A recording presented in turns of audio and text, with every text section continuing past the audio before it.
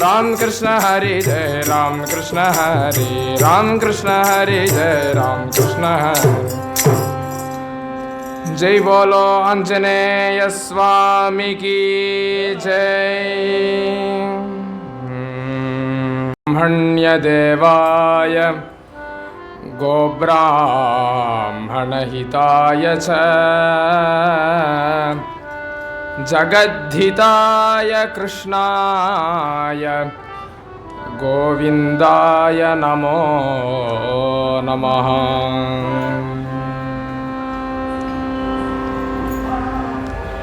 நமஸ்காரம் எல்லாருக்கும். பொதுவாக நம்முடைய பக்தி சம்பிரதாயத்தில் ராமாயணம், மகாபாரதம் முதலிய பல நூல்கள் இருக்குது. இதுகளில் பெரும்பாலும் எல்லோரும் கேள்விப்பட்டிருப்போம்னு நினைக்கிறேன். பாகவதம் அப்படின்னு ஒரு புராணம் இருக்குது.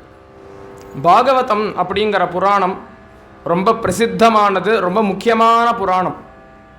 நமக்கு இறைவனிடத்தில் பக்தி கிடைக்கிறதுக்கு பாகவதம் இப்படி படித்தா பக்தி வந்துடும் அப்படின்னு பாகவதமே சொல்கிறது. அந்த கிரந்தமும் அப்படி தான் இருக்குது. பாகவதம் படித்தவாளுக்கு தெரியும், அப்படி தான் இருக்குது. நமக்கு பக்தியை கிளிக்கெல்லாம் வாயில் ஊட்டுற மாதிரி ஊட்டிடும் பாகவதம் அப்படிங்கிறது. அந்த பாகவதத்தில் தான் பகவானுக்கு தசாவதாரம் சொல்லியிருக்கு இல்லையா, பெருமாளுக்கு, நாராயணனுக்கு.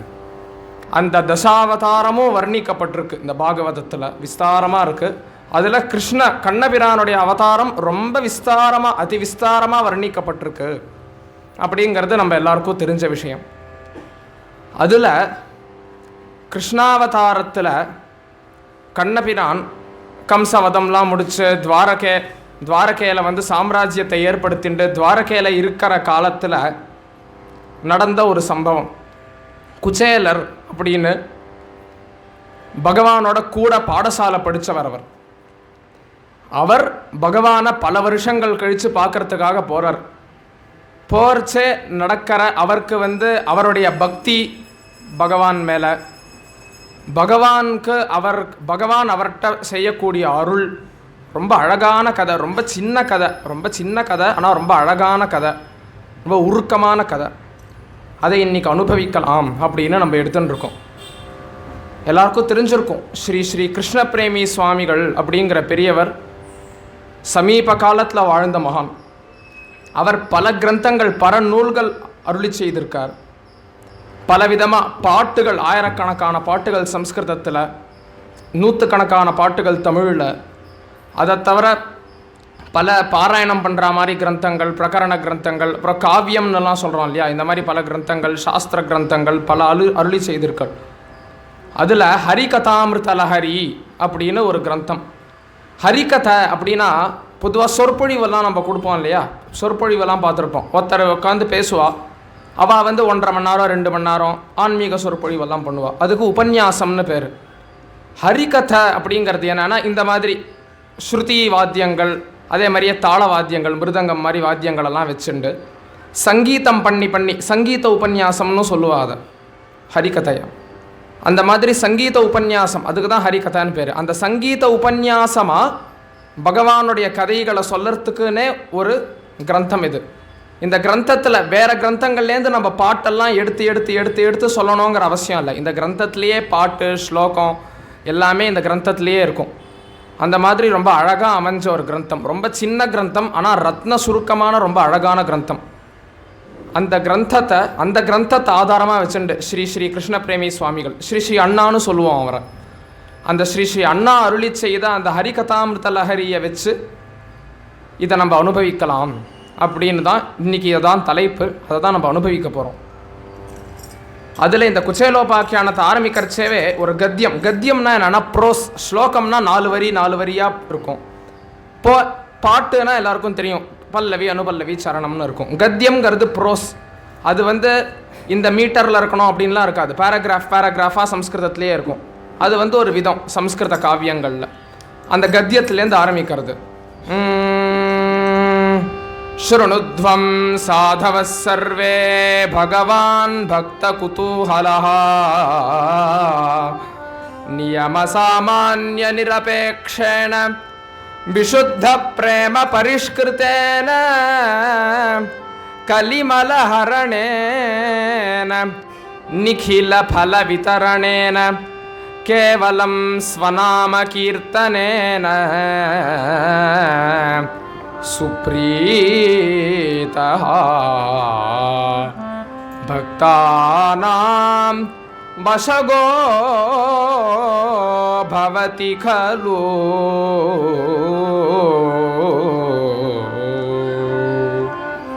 ಶೃಣುಧ್ವಂ ಸಾಧವ ಸರ್ವೇ, எல்லா சாதுக்களும் கேளுங்கோ அப்படின்னு ஆரம்பிக்கிறது. ஸ்ருணுத்வம் சாதவ சர்வே அப்படின்னா எல்லா சாதுக்களும் கேளுங்கோ.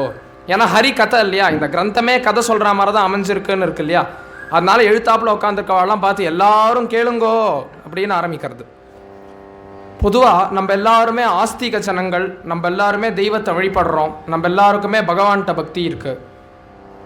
நம்ம எல்லாருக்கும் வாழ்க்கையில் எது இருக்கிறதுலையே முக்கியமான லட்சியமாக இருக்கணும் அப்படின்னா பகவானுக்கு பிடிச்ச மாதிரி நம்ம வாழணும் அப்படிங்கிறது தான் நம்ம எல்லாருக்கும் வாழ்க்கையில் முக்கியமான குறிக்கோளாக இருக்கணும். நம்ம எந்த தப்பு, இப்போ நம்ம ஒரு பொய் சொல்கிறோம், நம்ம வந்து யாரையாவது காரணமே இல்லாமல் அவளை பற்றி பின்னாடியிலேருந்து பேசுகிறோம், இந்த மாதிரி சின்ன சின்ன தப்பெல்லாம் பண்ணுறோன்னா நம்மளை கேட்டுக்கணும். நம்ம இப்படி பண்ணுறோமே, நம்ம இறைவனோட பக்தன்னு நம்ம சொல்லிக்கிறோமே, நம்ம பண்ணுறது இறைவனுக்கு பிடிக்குமா அப்படிங்கிறத நம்ம இப்படி கேட்டுட்டே இருந்தோனாலே நம்ம திருந்திடுவோம் வாழ்க்கையில். நம்ம இப்படி கேட்டுட்டே தன்னைத்தானே இன்ட்ரோஸ்பெக்ட் பண்ணிட்டு இருந்தாலே நம்ம வாழ்க்கையில் சுலபமாக பர்ஃபெக்டான லைஃப்பை லீட் பண்ண ஆரம்பிச்சிருவோம். அதனால் எதுக்கு சொல்ல வரேன்னா, நம்ம இறைவனுக்கு பிடிச்ச மாதிரி வாழணும் அப்படிங்கிறது தான் நம்ம எல்லாருக்குமே முக்கியமான குறிக்கோளாக இருக்குது. அந்த இறைவனை சந்தோஷப்படுத்தணும் அப்படின்னா அதுக்கு ஒரே வழி என்னென்னா உள்ளம் தூய்மையாக இருக்கணும். பொய் சொல்லக்கூடாது, பொறுமையாக இருக்கணும்லாம் சொன்னேனே, எல்லாமே உள்ள தூய்மையிலேருந்து வருது தான்.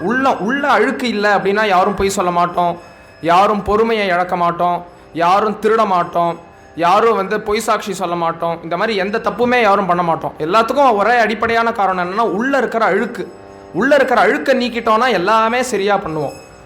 உள்ள அழுக்க நீக்கிறதுக்கு தான், உள்ள அழுக்க நீக்கினா தான் இறைவனுக்கு நம்மளை பிடிக்கும் அப்படின்னு சொல்லிட்டேன். உள்ள அழுக்க நீக்கிறதுக்கு பல விதங்கள் இருக்குது, பல உபாயங்கள் இருக்குது. இதை தான் நம்மளோட சாஸ்திரங்கள் எல்லாமே சொல்லியிருக்கு. அதெல்லாம் பலவிதமாக என்னென்னா யோக மார்க்கம் அப்படின்னு சொல்லுவோம். யோக மார்க்கம்னா என்னென்னா அஷ்டாங்க யோகம், யம நியம ஆசன பிராணாயாம பிரத்யாகார தாரண தியானம் சமாதி அப்படின்னு இருக்கு. இது யம நியமம்ங்கிறது சுலபம். ஆசன பிராணாயாமத்துலேருந்து ஆரம்பித்து ரொம்ப கஷ்டம், அதுவும் இந்த காலத்தில் ரொம்ப ரொம்ப கஷ்டம். அமைதியான ஒரு இடத்துல போய் யாரும் வராமல் இருக்கணும். அந்த இடத்துல போய் 1 மணி நேரம் பிராணாயாமம் பண்ணி தியானம் பண்ணணும், இப்படி பண்ணி மனசை அடக்கணும், இப்படி பண்ணி உள்ளத்தை தூய்மையை கொண்டு வரணும்னா யாருக்கு சாத்தியம்? ஏதோ அந்த காலத்தில் பண்ணலாம். அந்த காலத்தில் காடு இருந்தது போல, இந்த காலத்தில் காடே இல்லை. அப்புறம் தானே தனிமையான ஒரு இடத்துல போய் பண்ணுறதுங்கிறது. அதனால் இந்த மாதிரி பல மார்க்கங்கள். ஞான மார்க்கம்ங்கிறது என்னதுன்னா, இந்த உடம்போ மனசோ நான் இல்லை, இந்த ஆன்மா தான் நான் அப்படின்னு சொல்லுறது. வாயால் சொல்லிடலாம், இது எல்லாருமே நம்ம வாழ்க்கையில் ஒரு தடவையாவது கேட்டிருப்போம், நம்ம எல்லாருமே வாயால் அது சொல்லுவோம். ப்ராக்டிக்கலாக வருமா? ஒரு கொசு கடிச்சா கூட நம்மளால் பொறுத்துக்க முடியாது, இது எனக்கு கிடையாது, என் உடம்புக்கு தான் நம்மளால் நினைக்க முடியாது. அந்த அளவுக்கு அது நம்ம மேலே தப்பு இல்லை. அந்த மார்க்கம் ரொம்ப கஷ்டம், ரொம்ப கஷ்டப்பட்டு வர வச்சுக்கணும் அப்படிங்கிறது இருக்குது. பக்தி சுலபம்னு சொல்கிறோம். பக்தியிலேயே கூட சரணாகதின்னு ஒன்று இருக்குது, கேள்விப்பட்டிருப்போம். சரணாகதினா என்னன்னா, நம்மளோட வாழ்க்கையை இனிமேல் நம்ம இப்படி இருக்கணும் அப்படி இருக்கணும்னு ஓவராக போட்டு ஸ்ட்ரெஸ் பண்ணிக்க கூடாது. எல்லா நம்மளோட இன்பங்களோ துன்பங்களோ எல்லாத்தையும் பகவான்கிட்ட அர்ப்பணம் பண்ணிடணும். பகவான் எப்படி நடத்துகிறானோ நம்ம வாழ்ந்துட்டு இருப்போம் அப்படின்னு அவன் போகிற போக்குக்கு, அவன் நடத்திட்டு போகிற போக்குக்கு நம்ம இருப்போம் அப்படின்னு இருக்கணும். இதெல்லாம் கேட்குறதுக்கு நல்லா இருக்குது. இந்த அளவுக்கெல்லாம் மனசு பக்குவம் ஆகிடுமான்னு அவ்வளோ சுலபமா? அதெல்லாம் கஷ்டம். அதனால் இதெல்லாமே உள்ளத்தில் தூய்மையை வர வைக்கிறதுக்கான விதவிதமான உபாயங்கள். இப்படி இருக்கிறச்சே, இப்படி இருந்தால் என்னடா எல்லாமே கஷ்டமான வழியாகவே இருக்குது. அப்போ உள்ளத்தை உள்ளம் சுலபமாக க்ளீன் பண்ணணும் அப்படின்னா அதுக்கு என்ன வழி அப்படின்னா, அதுக்கு சுலபமான ஒரு வழி இருக்குது, கேளுங்கோ அப்படின்னு ஆரம்பிக்கிறா. நியம சாமானிய நிரபேக்ஷேன. யோகத்தில் ஆசனம் அப்படின்னு நம்ம எடுத்துட்டோம்னாலே அந்த ஆசனம் இப்படி பண்ணணும் அப்படி பண்ணணும். சமம் காய சிரோக்ரீவம் தாரயன் நச்சலம் ஸ்திரஹா சம்பிரேக்ஷ நாசிகாகிரம் ஸ்வம் திசஸ்ச அனவலோகயன். பகவத்கீதை. இப்படி உட்காரணும். ஆசனம்னா இப்படி இருக்கணும், அந்த இடம் மேடாகவும் இருக்கக்கூடாது, பள்ளமாகவும் இருக்கக்கூடாது. இந்த மாதிரி ஆசனம்னு ஒன்று போடணும்னா அதுக்கு பல விதமான நியமங்கள். இந்த மாதிரி எதை எடுத்துட்டாலும் பல நியமங்கள். இல்லைன்னா கர்ம காண்டம்னு எடுத்துக்கிறோம். நான் இந்த கர்மா பண்ணுறேன் அந்த கர்மா பண்ணுறேன் அது இதுனா 1008 நியமங்கள். 1008 நியமங்கள். இந்த பக்கம் பார்த்து உக்காரணும், இப்படி உக்காரணும், அங்கே உக்காரணும், இங்கே உக்காரணும், உட்காரத்துக்கே இவ்வளோ. இந்த மாதிரி ஒன்னொன்றுத்துக்கும் இவ்வளோ நியமங்கள் இருக்கிறச்சே எந்த விதமான நியமமும் இல்லாத ஒரு வழி இருக்குது. இங்கே தான் பண்ணணும், அங்கே தான் பண்ணணும், இவாதான் பண்ணணும், அவாதான் பண்ணணும், இப்போ தான் பண்ணணும், அப்போ தான் பண்ணணும், இது எதுவுமே கிடையாது. இது எதுவுமே கிடையாது. இருக்கிறதுலையே ஈஸியஸ்ட் வே, எங்கே வேணால் பண்ணலாம், எப்படி வேணால் பண்ணலாம். அது என்னது? வரேன். அதுக்கு எந்த தகுதியுமே தேவையில்லையானா ஒரு தகுதி இருந்தால் போதும். ஒரு தகுதி என்னன்னா விஷுத்த பிரேம பரிஷ்கிருதேன, அன்பு இருக்கணும் உள்ளத்தில், அவ்வளோதான். அதை செய்யறச்சே இறைவனிடத்துல மனசில் அன்போடு செய்யணும். அது ஒன்று தான் ப்ரீ ரெக்வசிட். அது இருந்ததுன்னா போதும், வேற எந்த நியமமும் அதுக்கு வேண்டாம். அதை பண்ணோம் என்ன ஆகும் அப்படின்னா முதல்லையே பார்த்தோமே, கலிமல ஹரணேன. கலிமலம்னா என்னன்னா இந்த கலிகாலத்தோட அழுக்கு அப்படிங்கிறது என்னதுன்னா உள்ள இருக்கிற அழுக்கு தான். அந்த அழுக்கை நீக்கிடும், ரொம்ப சிம்பிளாக நீக்கிடும். அப்பேற்பட்ட ஒரு வழி இருக்கு. நிகில பல விதரணேன. சரி, இதெல்லாம் சொல்லிட்டு வந்தோமே, அது என்னத்தை கொடுக்கும் அப்படின்னா எல்லாத்தையும் கொடுக்கும். நீ எதை நினச்சி அதை பண்ணுறையோ அது எல்லாத்தையும் அது கொடுக்கும். எல்லா நன்மைகளையும் கொடுக்கும், எல்லா இன்பத்தையும் கொடுக்கும். அது என்னது? இவ்வளோ ஈஸியான ஒரு வழியா? எந்த நியமமும் கிடையாது. இங்கே தான் பண்ணணும், அங்கே தான் பண்ணணும், இவா தான் பண்ணணும், அவா தான் பண்ணணும், இப்போ தான் பண்ணணும், அப்போ தான் பண்ணணும் அப்படிங்கிறது ஒன்றுமே இல்லை.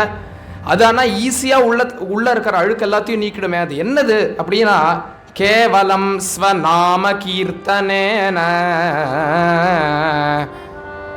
இறைவனுடைய திருநாமத்தை பாடுறது. இறைவனுடைய திருநாமத்தை பாடுறது இது ஏதோ சும்மா ரெட்டாரிக்கா தியரட்டிக்கலாக எழுதி வச்ச விஷயம் கிடையாது. நம்ம ஒரு பஜனைன்னு நடக்கிறதுனா அந்த பஜனையில் எல்லா விவகாரம், எல்லா பேச்சு, காசிப்பு எல்லாத்தையும் அதோட வாசல்லையே மூட்டை கட்டி வச்சுட்டு பஜனை அப்படின்னு வந்தால் வெறும்னா கண்ணை மூடின்னு அந்த பஜனையை ரசிங்கோ. ஒரு 20 நிமிஷம், அரை மணி நேரம் ரசிங்கோ. உட்காந்து அனுபவிச்சா எழுந்து வந்தால் நமக்கே தன்னறியாமல் மனசு ஒரு மாதிரி நிம்மதியாக இருக்கும். அப்போ நம்ம அப்படி இருக்கிறச்சே பொய் சொல்லணும்னோ, போய் கோவப்பட்டு யார்கிட்டயோ சுள்ளு புள்ளுன்னு விழணும் அப்படின்னோ, நம்ம திருடணும் அப்படின்னோ, இந்த மாதிரி எந்த விதமான தப்பான எண்ணங்களும் மனசில் வராது. அது எப்படின்னு நம்மளால் ப்ராக்டிக்கலாக ப்ரூவ் பண்ண முடியாது. ஆனால் அதை பண்ணி பார்த்தா அனுபவத்தில் புரியும். இது இப்படி தான் ஆகும், அப்படி தான் ஆகும்லாம் சொல்ல முடியாது. ஆனால் அதை போய் பண்ணால் நம்மளால் எக்ஸ்பீரியன்ஸ் பண்ண முடியும். அப்படி பண்ண பண்ண பண்ண பண்ண பண்ண உள்ளத்தில் ஒரு நிம்மதி கிடைக்கிறது. அதனாலேயே நம்ம மனசு சாந்தி அடையிறது. அதனாலேயே எந்த தப்பான எண்ணமும் வரமாட்டேங்கிறது. நம்ம தப்பான செயல் எல்லாமே பண்ணுறதுக்கு காரணம் என்ன? உள்ளேருந்து தான் அது கிளம்புறது. மனசுலேருந்து அந்த எண்ணம் கிளம்பி அப்புறம் தான் செயலாக வெளிப்படுறது. மனசுலேயே அதை அறுத்து போட்டுட்டோன்னா அப்புறம் என்ன தப்பாக பண்ண போகிறோம்? அதனால் பர்ஃபெக்டான லைஃப்பை லீடு பண்ணணும், நிம்மதியாக வாழணும், சௌக்கியமாக இருக்கணும் அப்படின்னா அதுக்கு ஒரே வழி, சிம்பிளான வழி. எதுவும் வேறு வழியே இல்லைன்னு சொல்லலாம். முதல்ல சொன்னேனே, யோகம், ஞானம், கர்மா எல்லாமே இருக்குது. ஆனால் சிம்பிளஸ்ட் வழி என்ன அப்படின்னா இந்த பகவானுடைய திருநாமத்தை பாடுறது தான். இதை பாடுறதுனாலேயே உள்ளம் தூய்மை அடையிறது. இதனாலேயே சுப்ரீதோ பக்தானாம், இதனாலேயே பகவான் சந்தோஷப்படுறான். சந்தோஷப்படுறான் அப்படின்னா அது மட்டும் இல்லை, வசகோ பவதி கலு, தன்னுடைய அன்பர்களுக்கு கட்டுப்பட்டுறான், வசமாயிடுறான் அப்படிங்கிறார். எவ்வளோ ஆச்சரியம், எவ்வளோ துணிச்சல் வேணும் அப்படி சொல்கிறதுக்கு. ஆச்சார வித்யா பல பௌருஷ தனாபிஜன வயோஜாதி குணான் அனபேக்ஷைவ காருண்ய விவசோ விக்ரீணாதி ஸ்வம் ஆத்மானம் ஸ்வயமாத்மானம் பக்தேபியோ பக்தவத்சலஹ. இதை பண்ணுறதுக்கு எந்த தகுதியும் இல்லைல்ல. அதெல்லாம் எந்த தகுதியெல்லாம் இல்லை. பொதுவாக என்ன தகுதியெல்லாம் வேணும்னு லிஸ்ட்டு போடுவா. இங்கே என்ன தகுதியெல்லாம் தேவையில்லை அப்படின்னு லிஸ்ட்டு போட்டிருக்கா. ஆச்சார கார்த்தால குளிச்சது தான் பண்ணணும் அப்படிங்கிறதெல்லாம் கிடையாது. பல் தேக்காம கூட பண்ணலாம். அதை எதை? இறைவனோட திருநாமத்தை பாடுறது. படுக்கையில் படுத்துண்டு கூட பண்ணலாம். வித்யா, இதை படிச்சிருக்கணும், இந்த குவாலிஃபிகேஷன் இருக்கணும் இறைவனை பாடுறதுக்கு, எதுவுமே கிடையாது. வித்யா பல பௌருஷ பல பராக்கிரமம் தேவையில்லை. தன செல்வம் தேவையில்லை. பணக்காரனாக இருந்தால் தான் பாடணும், செல்வந்தனாக இருந்தால் தான் பாடணும், ஏழையாக இருந்தால் கூடாது அப்படிங்கிறது கிடையாது. அபிஜன, இந்த மக்களோட இந்த சொசைட்டியில் இருந்தால் தான் பாடணும், இந்த சொசைட்டியில் இருந்தால் பாடக்கூடாது அப்படிங்கிறது இல்லை. வயஹா, வயசு, இந்த வயசில் இருந்தால் பாடணும், பெரியவனானால் தான் பாடணும், இந்த வயசில் பாடக்கூடாது அப்படிங்கிறது கிடையாது. ஜாதி, இந்த கம்யூனிட்டியை சேர்ந்தவா தான் பாடணும், இந்த சமூகத்தை சேர்ந்தவா பாடக்கூடாது அப்படிங்கிறது கிடையாது. இந்த எந்த குவாலிஃபிகேஷனும் தேவையில்லை அப்படின்னு சொல்லி ஒன்று சொல்லியிருக்கா. என்னன்னா விஷுத்த பிரேம பரிஷ்கிருதேன, அன்பு. அந்த இறைவன் இடத்துல மனசில் அன்போட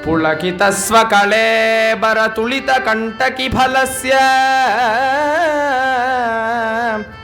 सन्ततविगलितहरिनामामृतधाराञ्छित वदनप्रणालीभूषितशिरोनिर्जितगिरीन्द्र शिखरस्य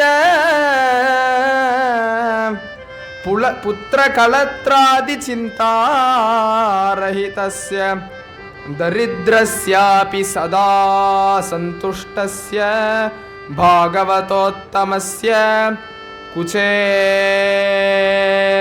इति विख्यातस्य दिव्यं चरितं कीर्तयिष्यामः.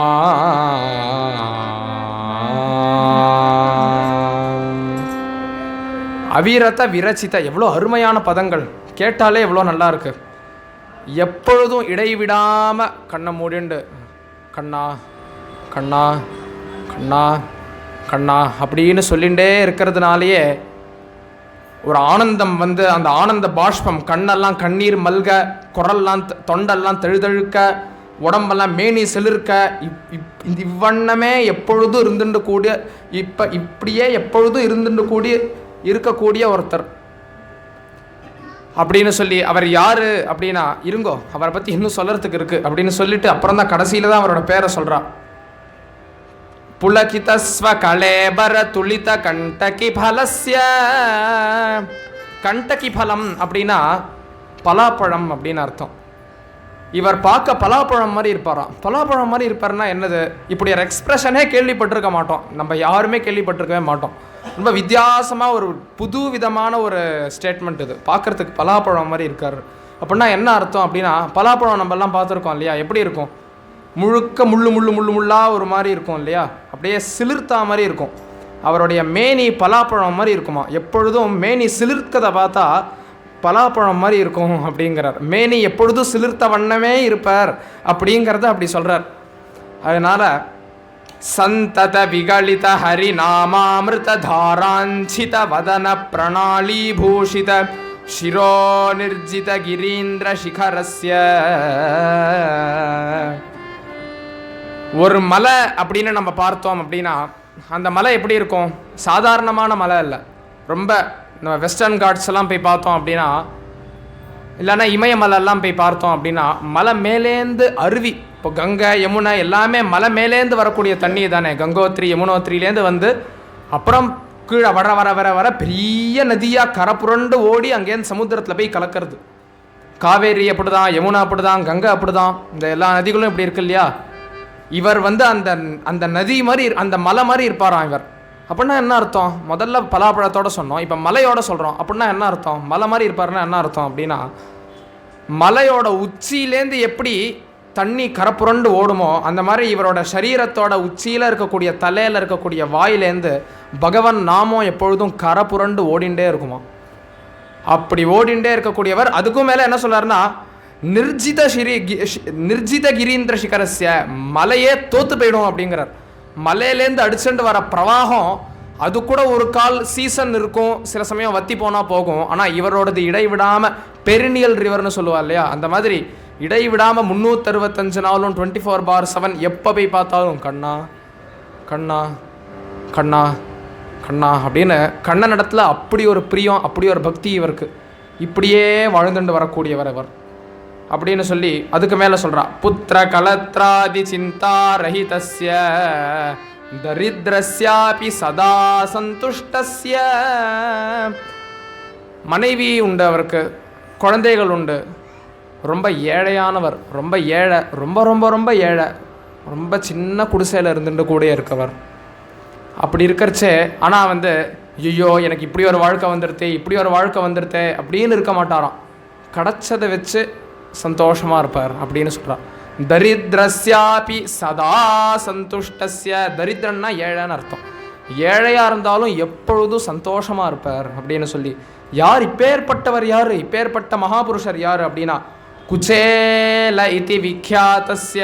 அவருக்கு குச்சேலர் என்று பெயர். குச்சேலர்னு பெயர் அவருக்கு. குச்சேலோபாக்கியானம் தானே தலைப்பு போட்டிருக்கு. உபாக்கியானம்னா கதைன்னு அர்த்தம். குச்சேலர் அவருடைய உபாக்கியானம், அவருடைய கதை. அப்பேற்பட்ட குச்சேலருடைய திவ்யமான கதையை நம்ம கீர்த்தயிஷ்யாமஹா. கீர்த்தயிஷ்யாமஹா ப்ளூரலில் சொல்கிறா, பாடுவோம் அப்படின்னு சொல்கிறா, பாடுறேன் அப்படின்னு சொல்ல, பாடுவோம். ஏன் ப்ளூரலில் சொல்கிறான்னா, பக்தி மட்டும் எப்பொழுதுமே நான் தனியாக ரூமை தாப்பால் போட்டுட்டு பண்ணுறேன்னா அது பக்தி இல்லை. எப்பொழுதுமே இந்த மாதிரி ஒரு 10 நிமிஷம் சேர்ந்து பண்ணாதான் பக்தி. பக்திங்கிறது அதனால தானே கோவிலில் வந்து பகவான் எழுந்தருளி இருக்கானே, அவன் பாட்டு தனியாக இருந்துட்டு இருக்கட்டமே. ஏன் கோவிலில் வந்து நமக்காக நின்றுருக்கான் அப்படின்னா 10 மனுஷா வருவா, 10 மனுஷா கூடுவா. பக்தியை பொறுத்த வரைக்கும் மனுஷா கூடணும், எல்லாரும் சந்தோஷமாக ஆனந்தமாக ஒரு இடத்துல சந்தோஷமாக கூடணும். இதுதான் பக்திக்கு முக்கியம். அதனால தான் கீர்த்தயிஷ்யாமஹா அப்படின்னு ப்ளூரலில் சொல்கிறான். அப்படின்னு சொல்லி அவர் எப்பேற்பட்டவர்னு சொல்லி அவரோட கதையை ஆரம்பிக்கிறார்.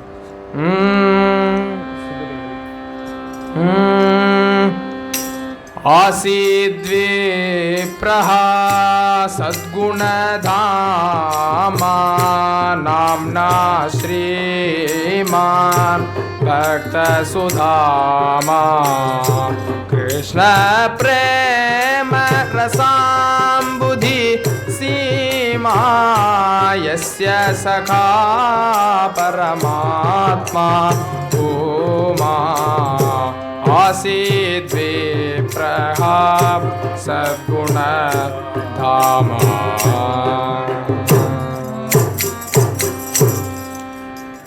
சுதாமா அப்படின்னு ஒரு பக்தர் இருக்கார். சுதாமாவும் குச்சேலரும் ஒருத்தர் தான், அவருக்கு தான் 2 பேரும். சுதாமா அப்படின்னு ஒரு பக்தர் இருக்கார். அவர் எப்பேற்பட்டவர் அப்படின்னா கிருஷ்ண பிரேம ரசாம்புதி சீமா. கண்ணனிடத்தில் இருக்கக்கூடிய அன்பு இருக்கே அதுவே ஒரு கடல்னா இவர் அந்த கடலுக்கு எல்லை மாதிரியும்.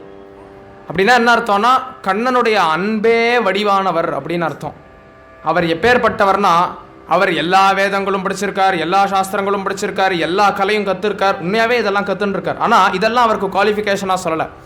குவாலிஃபிகேஷன் வரைச்சே நச்சுன்னு ஒரு குவாலிஃபிகேஷன் போட்டார். என்னன்னா எஸ்ய சகா பரமாத்மா பூமா. எவருக்கு சாக்ஷாத் பரமாத்மா கண்ணபிரானே தோழனோ. ஆமாம், கண்ணன் பாடசாலை படிக்கிறச்சே அவனோட பேட்சில் கண்ணன் வந்து கம்சனை வதம் பண்ணிவிட்டு அதுக்கப்புறம் தான் பூனல் போட்டுருந்தான். ஏன்னா அத்தனை நாள் தேவகி வசுதேவர் அவனோட பெத்த அம்மா அப்பாவோட இல்லை இல்லையா.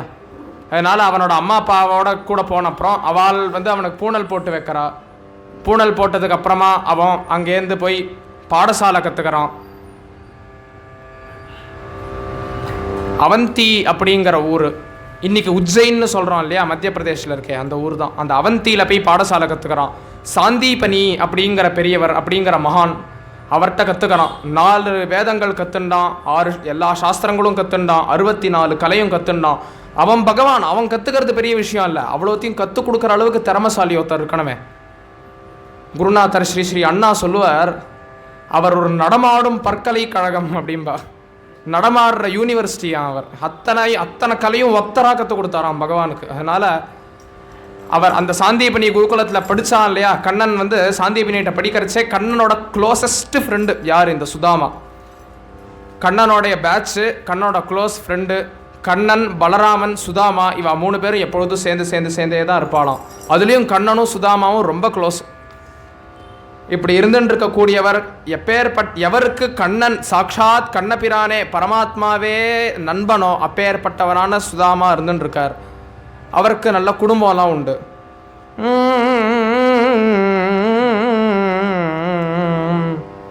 நித்யம் கேசவ மாதவேதி மதுரம் சங்கீர்த்தயன் பாலகான் கிருஷ்ண பிரேம ரசேன பூர்ண ஹிருதயான் சம்போஷயன் பிராமணः நிశ్చింతః ஸ்வகுடும்ப பாரமகிலம் விந்யஸ்ய சர்வேஸ்வரே பத்ன்யா சார்த்தம் உவாச துல்யகுணயா சந்துஷ்டசித்தः பிரபு. எப்பொழுதும் தன்னோட ஆற்றுல தன்னோட குழந்தைகளோட மனைவியோட சேர்ந்து கண்ணனோட நாமாவையே பாடிக்கொண்டு இருப்பார். எப்பொழுதும் கண்ணனையே ஸ்மரணை பண்ணிட்டு இருப்பார். தன்னுடைய குழந்தைகள்கிட்ட அடிக்கடி கண்ணனோட கதையை சொல்லுவாராம். தினமும் ராத்திரி வேளை தூங்கிறதுக்கோ இல்லைன்னா அந்த குழந்தைகளுக்கு பொழுதுபோக்கோ எல்லாமே கண்ணனுடைய கதை தான், கிருஷ்ண கதை தான் பொழுதுபோக்கே. எப்பொழுதும் அவர் பாடசாலை கண்ணனோட கூடையே இருந்து வாழ்ந்திருக்கார் இல்லையா, அவ்வளோ க்ளோஸாக வாழ்ந்திருக்கார் இல்லையா. அதனால கண்ணன் எப்பேற்பட்டவன், அவனுடைய அருமையெல்லாம் தெரிஞ்சவர். அதனால் கண்ணனுடைய அருமை பெருமைகளையே எப்பொழுதும் பேசிகிட்டே இருப்பார் அவரோட குழந்தைகள்கிட்ட. பா, கண்ணன் எப்பேற்பட்டவன் தெரியுமா அப்படின்னு அவனோட குணங்களை பற்றியே பேசின்னு இருப்பார். இவ்வாறாக ஆனந்தமாக குடும்பத்தை நடத்தின்னு இருக்கிறவர். அவருடைய மனைவி கல்யாணி அப்படின்னு பேர் அவளுக்கு. அந்த மனைவிக்கிட்டேயும் எப்பொழுதும் அவளை கூப்பிட்டு, அம்மா கல்யாணி, நான் கண்ணனோட கூட படித்தவன் அப்படிம்பார். அடிக்கடி சொல்லுவார். ஏதோ ஒரு தடவை இல்லை, கல்யாணம் ஆன நாளாக அவள் இதே தான் அவள் காதில் விழுந்துன்னு இருக்கும். அவளும் போதும் இதே சொல்லின்னு இருக்கேன், எத்தனை நாள் போய் சம்பாதிக்க வக்கில்லை அப்படின்னு சொல்லுறதோ, இதுவும் பண்ண மாட்டேங்களே, உங்களை கல்யாணம் பண்ணிட்டு நான் படுற அவஸ்தை இருக்கே, ஏழை அப்படின்லாம் சொல்லிட்டு இப்படிலாம் அவரை ஹர்ட்டே பண்ண மாட்டான். அவளும் எப்பேற்பட்டவனா, பத்னியா சார்த்தம் உவாச துல்லிய குணையா, துல்லிய குணம், அவருக்கு ஈடிணையற்றவள் அப்படிங்கிறார். அப்படின்னா என்ன அர்த்தம்னா, அவர் எப்பேற்பட்ட பக்தியோ அந்த அளவுக்கு பக்தி இவளுக்கும். அவர் எவ்வளோ தடவை சொன்னாலும் கண்ணனோட படித்தேன்னா, அப்படியாண்ணா கண்ணனோட படித்தேலா, கண்ணன் எப்படி பண்ணிருப்பான், கண்ணன் என்ன பண்ணுவான் அப்படின்னு ஆசையாக அவரை அவரோட சந்தோஷத்தை இன்னும் வளர்ப்பாளாம் இவ. அந்த மாதிரி கணவனும் மனைவியுமா சேர்ந்து பக்தி பண்ணுறது அப்படிங்கிறது இருந்துகிட்டே இருக்குது. இந்த மாதிரி இருந்துகிட்டே இருக்கிறவா சந்துஷ்ட சித்தா, இப்படியே இருந்துட்டு இவர் சந்தோஷமாக வாழ்க்கையை நடத்தின்னு இருக்கார் ஏழையாக இருந்தாலும். ஆனால் ஒரு நாள் சாத்து பதிவ்ரதா தாரித்ர்யேண தூனானிதராம் வேபமானா பிராஹபதிம் பிரியம் பஹுதா மதுரம் பிரேம பூரித ஹிருதயாதீனா. ஆனால் ஒரு நாள் அவளுக்கு ரொம்ப கஷ்டமாக போயிடுதான். இந்த குழந்தையெல்லாம் பாவம் கிழிஞ்ச வஸ்திரத்தை போட்டுருக்கு. ஏன்னா புதுசாக வாங்கிறதுக்கு பணம் இல்லை. கந்த துணி, கிழிஞ்ச வஸ்திரம், இவரும் கிழிஞ்ச வஸ்திரம், இவளும் கிழிஞ்ச புடவை, இப்படியே கந்த துணியை கற்றுண்டு வாழ்ந்துட்டுருக்கா. இப்படி வாழ்ந்துட்டுருக்காச்சே ஒரு நாள் ரொம்ப வருத்தப்பட்டு, என்னதான் இருந்தாலும் இருக்கும் இல்லையா, ஒரு குடும்பத்தில் இருக்கோம், எந்த வசதியும் இல்லை, ஏழையாக இருக்கோம் அப்படின்னா, இது பொதுவாகவே நம்ம பக்தர்களோட கதையில் பார்த்தோன்னா, பொதுவாகவே வேதாந்த தேசிகர், ஸ்ரீதர ஐயாவாள், இந்த மாதிரி வல்லபாச்சாரியர் முதலிய பல மகான்கள் வாழ்ந்திருக்கா. இவாள்லாம் ரொம்ப பொறுப்பான ஃபேமிலி மென் இவாள்லாம். அதனால அவளோட மனைவி ரொம்ப குடும்பத்தோட ஸ்ட்ரெஸ்ஸை எடுத்துக்கணும் அப்படிங்கிற அவசியம் இல்லை. அவள் குடும்பத்தை சௌக்கியமாக பார்த்துண்டா. இந்த மாதிரி சில பக்தர்கள், துகாராம், நாமதேவ், இந்த மாதிரி இருக்கிற பக்தாலாம் குடும்பத்தை மறந்துட்டு பஜனை பண்ணியிருந்தா, குடும்பத்தை மறந்துட்டு பகவான்கிட்ட ஈடுபட்டு இருந்தா. அந்த மாதிரி கதைகள்லாம் பார்த்தோன்னா அவளுடைய மனைவி ரொம்ப பொறுப்பாக இருப்பாள்.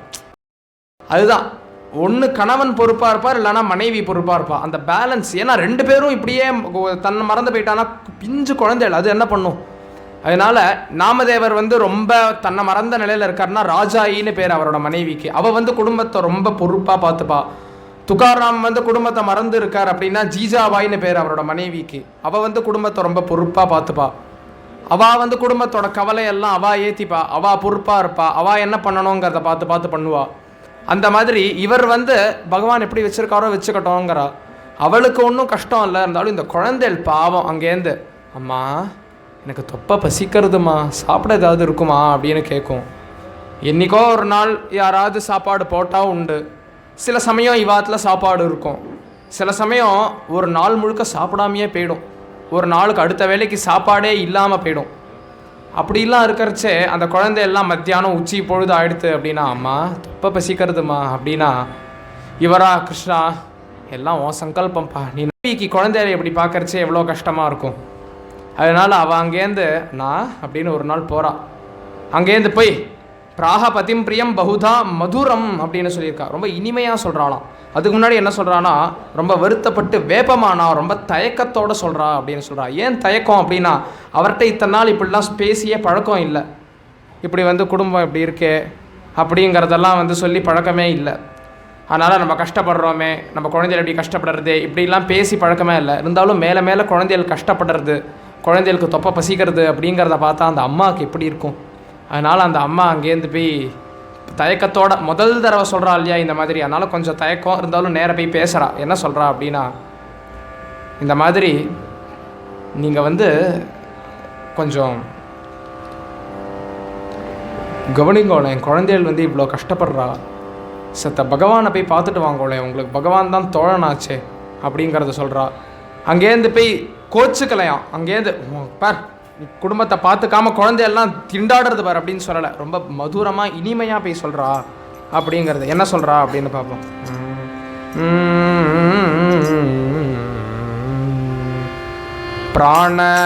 பிராணவல்லபா துவாரகாம் யாஹி பகவான் பீதே பிராண சகோஹி दीनदयालुं द्वारकानाथं दृष्ट्वा सफलय नयनं नाथं प्राणवल्लभा द्वारकां याहि.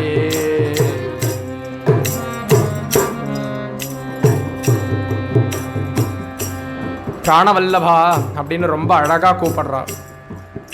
கூப்பிட்டு என்ன சொல்கிறா அப்படின்னா, நீங்கள் தான் சத்த துவாரகைக்கு போயிட்டு வாங்கோளேன், உங்களுக்கு தான் பகவான் தோழனாச்சே அப்படின்னு. ஏன்னா பகவானை பார்க்க போனால் பகவான் எல்லாருக்கும் எல்லா செல்வத்தையும் கொடுப்பான் அப்படிங்கிறது தெரியும். பெரிய பெரிய மகாராஜாக்களுக்கெல்லாம் செல்வத்தை கொடுத்து உதவக்கூடியவனாக இருக்கான் அவன். அப்படி இருக்கிறச்சே அவனை போய் பார்க்கணும் அப்படின்னு சொல்கிறா. சொன்னால் தன்னுடைய நண்பனாச்சே இவன் இவ்வளோ கஷ்டப்படுறானே அப்படின்னு பகவான் எதாவது பண்ணுவான். இவோ பகவான்கிட்ட போய் கேளுங்கோன்னு சொல்லலை. இங்கேயும் அப்படி இல்லை, பாகவதத்துலேயும் அப்படி இல்லை. என்னன்னா பகவான்கிட்ட போய் நீங்கள் ஏதாவது கொடுங்கோ அப்படின்னு சொல்லலை. பகவான்கிட்ட போய் ஏதாவது கேளுங்கோ, எனக்கு வேணும்னு போய் கேளுங்கோன்னு சொல்லலை. நீங்கள் போனாலே பகவான் கொடுப்பார் அப்படின்னு தான் சொல்கிறான். ஏன்னா அவன் அநாதநாத தீனபந்தோ அப்படின்னு நம்மலாம் பாடுறோம் இல்லையா. அடுத்த வழியிலே அதான் சொல்கிறா, தீனதயாளும் துவாரகாநாதம் அப்படின்னு. நான் போகிறேனே, நான் ஒரு ஏழையானவனாச்சே, நான் எப்படிலாம் போனால் அவன் ராஜாதிராஜன், அவனுக்கு சபை இருக்கும், அவனுக்கு மேலே மேலே அவனை பார்க்கறதுக்கு ஆயிரக்கணக்கான ராஜாக்கள் காத்துன்ருப்பா, துவாரகாதீஸ்வரன். அப்படி அவன் எழுந்தருளி இருக்கிறச்சே அங்கேருந்து போய் நான் ஒரு அல்ப பிராமணன் தரித்திரன், நான் போய் இவ்வளோ ஏழையாக நான் ஒருத்தன் போகிறச்சே என்னை போய் அவனால் பார்க்க முடியுமா, என்னை அவன் கண்டுப்பானா அப்படின்னா, தீனதயாளும் இந்த மாதிரி இருக்கிற மனுஷாதான் அவனுக்கு ப்ரையாரிட்டி. அவன் சௌக்கியமாக இருக்கிறவா சௌக்கியமாக இருக்கா, அவளுக்கு இன்னும் என்ன பண்ண வேண்டியது இருக்குது. இந்த மாதிரி இருக்கிறவாளுக்கு தான், ஏழை எளியவர்களுக்கெல்லாம் தான் அவனுக்கு ப்ரையாரிட்டியாம். அதனால் அப்பேற்பட்டவரை போய் பாருங்கோ, பார்த்து வெறும்ன போய் ஏதாவது போய் கேளுங்கோன்னு சொல்லலை. அழகாக இருக்குது. என்ன சொல்கிறா அப்படின்னா, பாகவதத்தில் இருக்கிறது தான், பாகவதத்தை படிக்கிறவாளுக்கு தெரியும். அதில் இருக்கிற அதே பதங்கள் அப்படியே இதில் யூஸ் ஆகிருக்கு. என்ன, அதில் முழுக்க ஸ்லோகமாக இருக்கும், இதில் பாட்டு சாக்கி தண்டி ஸ்லோகம் கத்தியம் எல்லாமே இருக்குமே தவிர அது அப்படியே இருக்குங்க. அங்கேருந்து போய் பகவானை போய் கண் படைச்ச பையன் அவனை போய் பார்க்கறது தானே. இப்படி கோவிலில் பகவான் எழுந்தருளி இருக்காருன்னா நம்ம கண் படைச்ச பயன் என்ன? இப்படி கோவிலுக்கு 4 கோவிலுக்கு போய் அவனை பார்க்கறதுக்கு தான். திருமலையில் எழுந்தருளி இருக்கார், காஞ்சிபுரத்தில் வரதராஜராக எழுந்தருளி இருக்கார், ஸ்ரீரங்கத்தில் நம்பெருமாளாக எழுந்தருளி இருக்கார், 108 கணக்கான திவ்ய தேசம், அதை தவிர ஏராளமான பெருமாள் கோவில்கள், எத்தனை சிவக்ஷேத்திரம் நம்ம நாட்டில். நாயன்மார்கள்லாம் ஓடி ஓடி ஓடி ஓடி ஓடி போய் பார்க்குறாளே, ஆழ்வார்கள்லாம் ஓடி ஓடி ஓடி போய் பார்க்குறாளே. இது தமிழ்நாட்டில் மட்டும் இந்த மாதிரி ஒவ்வொரு க்ஷேத்திரத்தில் ஒவ்வொரு செட்டு கோவில் இருக்குது. அந்த செட்டு பக்தால் நமக்கு வழி காமிச்சிருக்கா, இந்த மாதிரி இருக்கா. ஏன் அப்படின்னா கண் படைச்ச பையனே அவனை பார்க்கறது தானே. அதனால் திருஷ்டுவா சபலய நயனம் நாதம் அப்படின்னு சொல்லி ब्रह्मण्य देवः प्रेमिक वत्सलः प्रणतार्तिहरः पद्मालोलः पादकमलं स्मरतोऽपि नीलः प्रददाति स्वं भुवनैकपालः प्राणवल्लभा द्वारकां याहि भगवानपि பிராண சகோயி பிராண வல்லபா துவாரகாம்.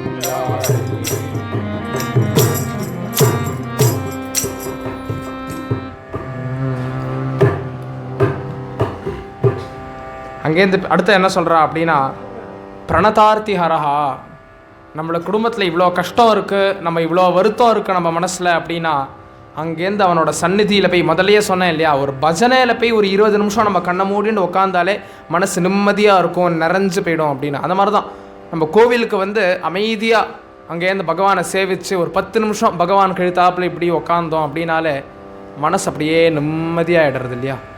அதனால் அப்படி இருக்கிறச்சே சாக்ஷாத் பகவான் துவாரகை எழுந்தருளி இருக்கிறச்சே அவனை போய் பார்த்தோனாலே, பார்த்தா போதும், தீராத வினைகள் தீர்ப்பவன்னு திருமலையை பற்றி ஆழ்வார் சொல்கிறார்.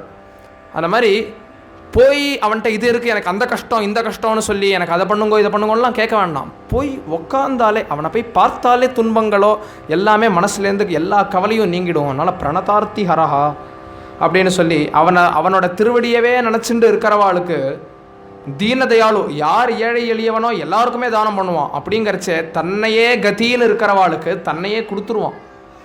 தான் கதி, பகவான் தான் எனக்கு கதின்னு ஒருத்தர் இருக்கா அப்படின்னா அவளுக்கு என்னத்தை கொடுப்பான் அப்படின்னா எல்லா நன்மையும் செய்வான். அதுக்கும் மேலே என்னன்னா தன்னையே கொடுத்துருவான். பிரததாதி ஸ்வம் அப்படின்னு சொல்லி. அதனால் நீங்கள் போயிட்டு வாங்கோலேன், துவாரகைக்கு போயிட்டு வாங்கோ அப்படின்னு சொல்கிறா. ஏன்னா மனைவிக்கு தானே அந்த கஷ்டம். அவர் இத்தனை நாள் கஷ்டமே தெரியாமல் இருந்துட்டார், இப்போவும் அப்படி தான் இருக்கார்.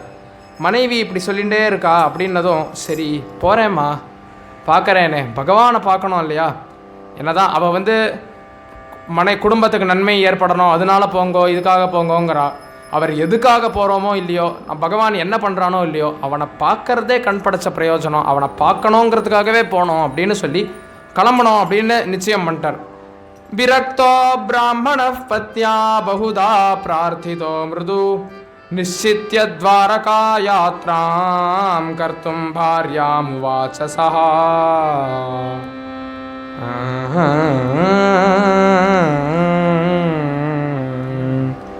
கிஞ்சிதுபாயனம்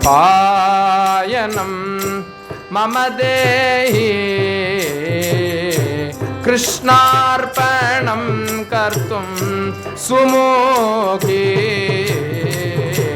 கல்யாணி த்வம் நிவச கிருஹே கலய பாலக சாந்த்வனம் விமோஹே கிஞ்சிதுபாயனம் மம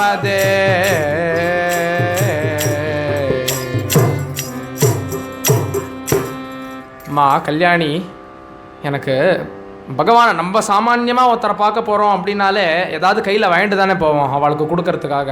கோவிலுக்கு போனாலும் சரி, நம்மளோட பந்துக்களை பார்த்தாலும் சரி, ஃப்ரெண்ட்ஸை பார்த்தாலும் சரி, தெரிஞ்சவாளை பார்க்க போனால் கூட சரி, ஏதாவது ஒரு பழமாவது வாங்கிட்டு போவோம் இல்லையா. அந்த மாதிரி இவர் எவ்வளோ வருஷம் கழித்து தன்னோட தோழனான பகவானை பார்க்க போகிறார்.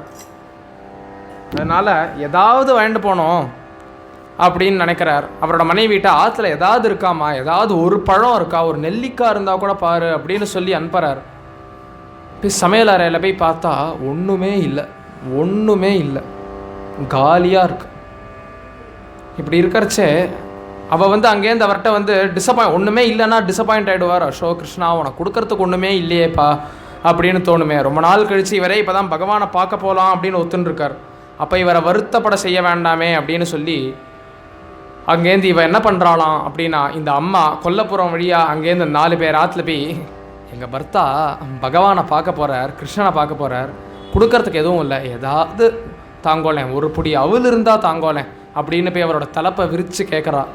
கேட்டதும் அங்கே இருக்கிறவா வந்து ஒரு பொடி அவள் போடுறா. இந்த மாதிரி 4 பேர் ஆற்றுல போய் 4 பொடி அவளை போய் வாங்கிட்டு வந்து அவளோட தலைப்பை கிழித்து அதுலேயே ஒரு சின்ன மூட்டை மாதிரி கட்டி அவர்கிட்ட கொடுக்குறா. கொடுத்ததும் அவர் சந்தோஷம், ரொம்ப சந்தோஷம் அவருக்கு. இப்படி ஊருக்கு கிளம்ப தயாராகிட்டாரா. பிறந்ததுலேருந்து பாடசாலை முடித்து வந்ததுலேருந்து இது வரைக்கும் அவர் எங்கேயுமே போனதில்லை. ஏன்னா ஏழை, அப்படியே ஆத்தோடு இருந்துட்டுருப்பார், ஊரோடு இருந்துட்டுருப்பார். குழந்தை, மனைவி, மக்கள் யாருமே வெளி உலகத்தையே பார்த்தது கிடையாது. எல்லாம் ரொம்ப பாவம், ரொம்ப குழந்தைகள் எல்லாரும். இப்படி இருக்கிறச்சே அந்த குழந்தையெல்லாம், அப்பா ஊருக்கு போகிறேல்லப்பா, எங்கேப்பா போகிறேல் அப்படின்னு. ஏன்னா இத்தனை நாள் அப்பா ஊருக்கு போனதே இல்லைல்ல. இன்றைக்கி பகவானை பார்க்க போகிறாருன்னு உடனே எங்கே போகிறேன் அப்படின்னு கேட்குறா. உடனே அவர் சொல்கிறார், நான் இத்தனை நாள் உங்களுக்கெல்லாம் கண்ணன் கண்ணன்னு என்னோட கூட படித்தவன் சொன்னேன் இல்லையா, அவனை இன்றைக்கி நேரில் பார்க்க போகிறேன் அப்படின்னதும் இந்த குழந்தைகளுக்கெல்லாம் பக்தியை ஊட்டியிருக்காரு. பிறந்ததுலேருந்து இந்த குழந்தைகளுக்கு வேறு என்ன தெரியும்? பொழுது விடிஞ்சா ராத்திரி தூங்குற வரைக்கும் கிருஷ்ண கதையே தான். அதனால் இப்படி கேட்ட அந்த குழந்தைகள்லாம் பாகவதர்கள், அந்த குழந்தைகளுக்கெல்லாம் அவ்வளோ அன்பு கண்ணன் மேலே, பக்தி கண்ணன் மேலே. இப்படி இருக்கிறச்சே அந்த குழந்தைகளுக்கும் கண்ணனை போய் பார்க்கணும் அப்படின்னு ஆசை இருக்கும் இல்லையா. அதனால் நாங்களும் வரோம்ப்பா, கிருஷ்ண மாமாவை பார்க்க நாங்களும் வரோம், கிருஷ்ண மாமாவை பார்க்க நாங்களும் வரோம் அப்படிங்கிறது அந்த குழந்தையெல்லாம். உடனே அவர் சொன்னார், அடி கண்ணே, ரொம்ப தூரம், சுதாமாபுரின்னு பேர் அவர் இருக்கிற ஊருக்கு, இங்கேருந்து துவாரகா ரொம்ப தூரம் நடந்து போனோம், சாப்பிட்றதுக்கு ஒன்றும் இருக்காது, உங்களுக்கெல்லாம் தொப்பை பசிக்கும், உங்களுக்கெல்லாம் நடந்து வர முடியாதுடா கண்ணே, நீங்கள்லாம் ஆற்றுல இருங்கோ, நான் போயிட்டு வந்து இன்னொரு தடவை நம்ம எல்லோரும் சேர்ந்து கிருஷ்ண மாமா ஆற்றுக்கு போகலாம் அப்படின்னு சொல்லி அந்த குழந்தைகளெல்லாம் இருக்க சொல்லி அந்த மனைவியை பார்த்து சொல்கிறார், அம்மா குழந்தைகளை நல்லா பார்த்துக்கோ, ஏன்னா இத்தனை நாளாக தனியாக விட்டுட்டு போனதே கிடையாது, எங்கேயுமே போனதில்லை, கல்யாணம் ஆகி இத்தனை நாள் கழித்து இப்போ தான் முதல் தடவை கிளம்புறார் இல்லையா. அதனால் கல்யாணித்வம் நிவசகிரகே கலைய பாலக சாந்த்வனம் விமோகே, குழந்தைகளெல்லாம் சமாதானப்படுத்துமா. குழந்தைகள் நடுவில் அப்பா தூக்கம் வரல, கிட்டாவோட கதையை சொல்லு, கண்ணனோட கதையை சொல்லு அப்படின்னு அழுமா. அதனால் குழந்தைகளெல்லாம் நீ சமாதானப்படுத்துமா, நான் இப்படி போய் பகவானை பார்த்துட்டு உடனே வந்துடுறேன் அப்படின்னு சொல்லி அங்கேருந்து மனைவி கிட்ட எல்லாரையும் பார்த்துக்க சொல்லி அங்கேருந்து கிளம்புறார். கிளம்புறதுக்கு முன்னாடி அவரோட சந்தோஷத்தை மனைவிகிட்ட தெரிவிச்சுக்கிறார். அத்யமே ஜன்ம சஃலம் பூர்ணம் அச்சுத தர்சனம் பிராப்தம் நூனம் பிரேம பூர்ண வசனே நைவதே பிரரிதோஹம் கச்சாமி வனிதே பிரேரிதோஹம் கச்சாமி வனிதே கிஞ்சிதுபாயனம் மம தேஹி.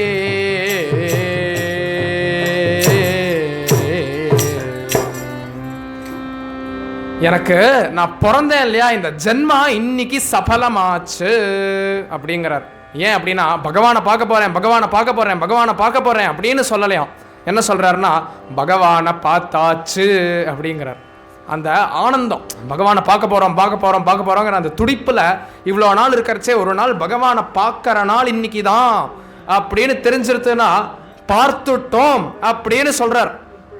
பாரதியாரோட ஒரு கவிதை இருக்குது, அந்த கவிதையில் நம்ம பார்த்தோம் அப்படின்னா ஆனந்த சுதந்திரம் அடைந்தோமே அப்படின்னு பாடுறார். அவர் சுதந்திரம் கிடைக்கிற வரைக்கும் பாரதியார் இல்லவே இல்லை, ஆனால் ஆனந்த சுதந்திரம் அடைந்தோமே அப்படின்னு பாடுறார். ஏன் அப்படின்னா அந்த சுதந்திரத்துக்காக போராடுற அந்த உழைப்பு, அதில் இருக்கிற உற்சாகத்தில் சுதந்திரம் நிச்சயம் கிடைக்க போகிறது அப்படின்னு அவ மனசுக்கு தெரியும். அதனாலேயே சுதந்திரம் கிடைச்செடுத்து அப்படின்னு பாடுறார். அந்த மாதிரி அச்சுத தரிசனம் பிராப்தம், பகவானோட தரிசனம் கிடைச்செடுத்து அப்படிங்கிறார் இவர். அதனால் அவ்வளோ சந்தோஷமாக கிளம்புறார். அவரோட மனைவியை வந்து எல்லா குழந்தைகளையும் பார்த்துக்க சொல்லி அங்கேருந்து கிளம்புறார். யாச்சித்வா பிருதுகம் தேவி பத்வா சீக்கிரம் பட்டச்சரே பிரதது பதயே ஹிருஷ்டா பிரசன்னவதனாம்புஜா ஏவம் பத்யா தத்தம் பிருதுகம் பரிகிரஹ்ய ததஹ குசேலஹ பிரதஸ்தே சஹசா द्वारकापुरीं प्रसन्न हृदयः पुण्यशीलः.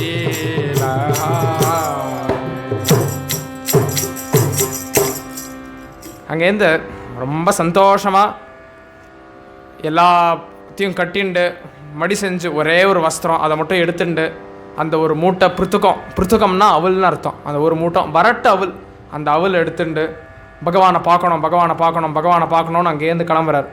நானாபுர கிராம வனாந்தராணி நீத்வா பதாதி பகவத் பிரியோயம்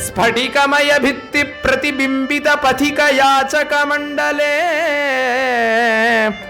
கஞ்சுகி கணரஞ்சித ராஜத்வாரே சோபஹார கிருத பிரதீக்ஷ மஹீபால மஹீஜன மகாஜன மஹிதே பாரிஜாத மந்தார பாட்டலாசோக பரிவிருத பரிசர பராவிருத பரபிருதாதி பதத்ரி பிருந்த பரமானந்தே ஸ்ரீமதி கிருஷ்ண பவனே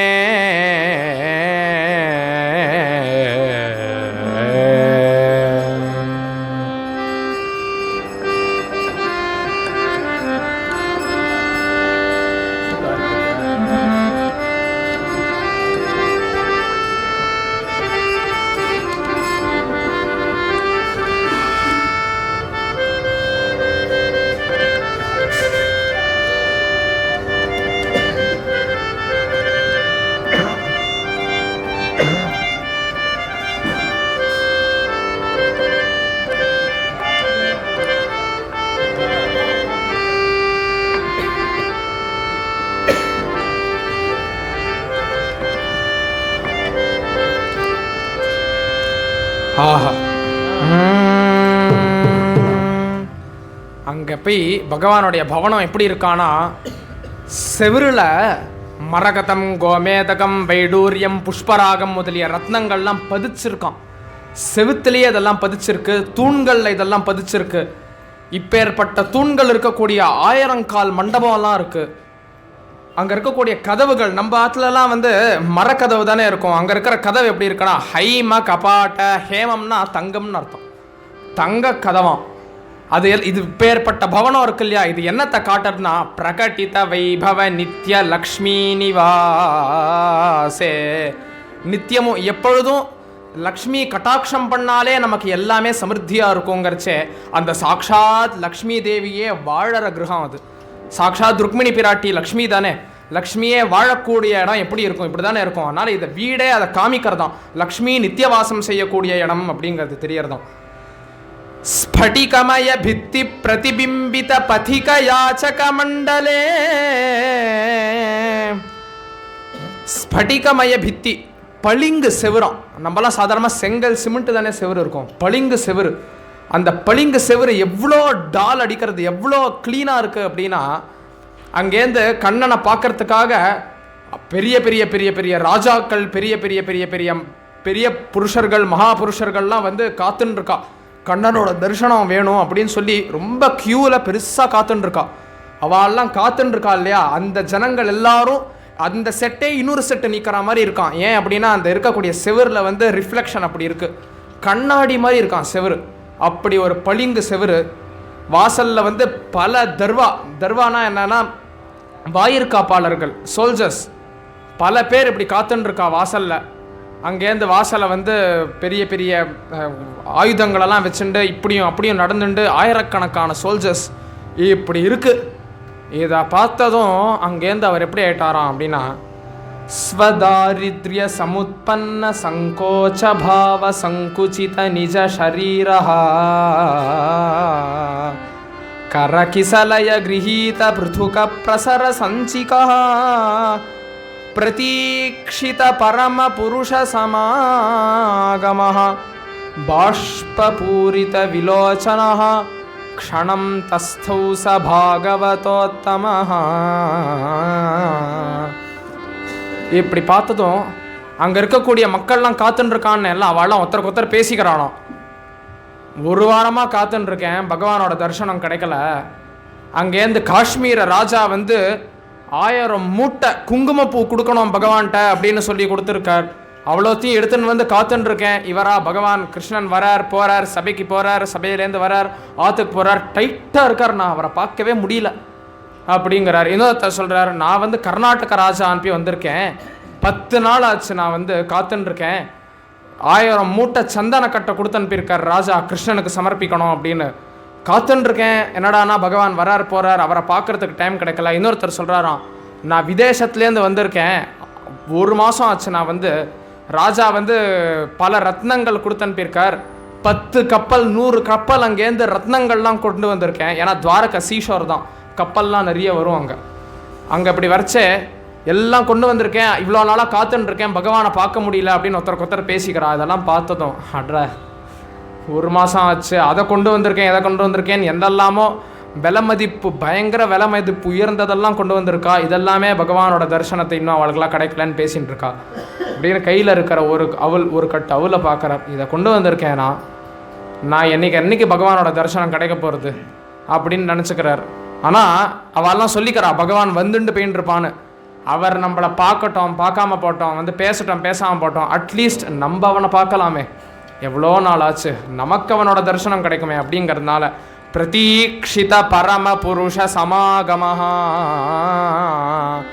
பரமபுருஷன் யார்? கண்ணபிரான். அவனுடைய வருகையை எதிர்பார்த்துண்டு அப்படியே நின்றுருக்காராம். அப்புறம் வரவா எல்லாருமே வந்து வாயிற்காப்பாளர்கள்கிட்ட சொல்லி அனுப்பினா அப்படின்னு அவெல்லாம் பேசிக்கிறா இல்லையா. அதெல்லாம் பார்த்ததும் சரி நம்மளும் வேணால் சொல்லி அனுப்புவோமே, சொல்லி பார்ப்போமே, நமக்கு தரிசனம் கிடைக்கிறதோ கிடைக்காதோ நம்ம பக்கத்துலேயே நம்ம ட்ரை பண்ணலாமே அப்படின்னு சொல்லி வாசலில் இருக்கிற வாயிற்காப்பாளர்கிட்ட சொல்கிறார். துவேன சஹர்ஷம் நிஜமாகமனம் பிராமண கிருஷ்ண தர்ஷன குதூஹலேன நிவேதயாமாச சோயம் தீனஹ. துவாரபாலகர் இருக்காரே, அவரை கூப்பிட்டு நான் வந்திருக்கேன்னு சத்த சொல்லுங்களேன் அப்படிங்கிறார். அப்படின்னு சொல்லி நான் கண்ணனோட படித்தவன், என் பேர் குச்சேலன், இது எல்லாத்தையும் சொல்லி அனுப்புகிறார். உள்ள உடனே துவாரபாலகன் போகிறான். ராத்திரி பொழுது ஆயிடுத்து, ராத்திரி பொழுது சாயங்காலம் வேலை ஆயிடுத்து. அதனால் பகவான் வந்து அவருடைய கார்த்தாலேருந்து சாயந்தரம் வரைக்கும் மாற்றி இவா வருது அவா வருது, அந்த பிரச்சனையை சொல்கிறது, இதை சொல்கிறது, அதுக்கு தீர்வு சொல்கிறது, சபையிலேயே டைட்டாக போய்டும். பரம உழைப்பாளி கண்ணன். இப்போ நம்ம அதை எடுத்துட்டோன்னா அது ஒரு பெரிய பிரவச்சனம். அது வந்து ஒரு வாரம் எங்கள் குருநாதா ஸ்ரீ அண்ணா சொல்லுவா, கண்ணன் எப்பேற்பட்ட உழைப்பாளினே ஒரு வாரம் உபன்யாசம் பண்ண முடியும் அப்படின்பா.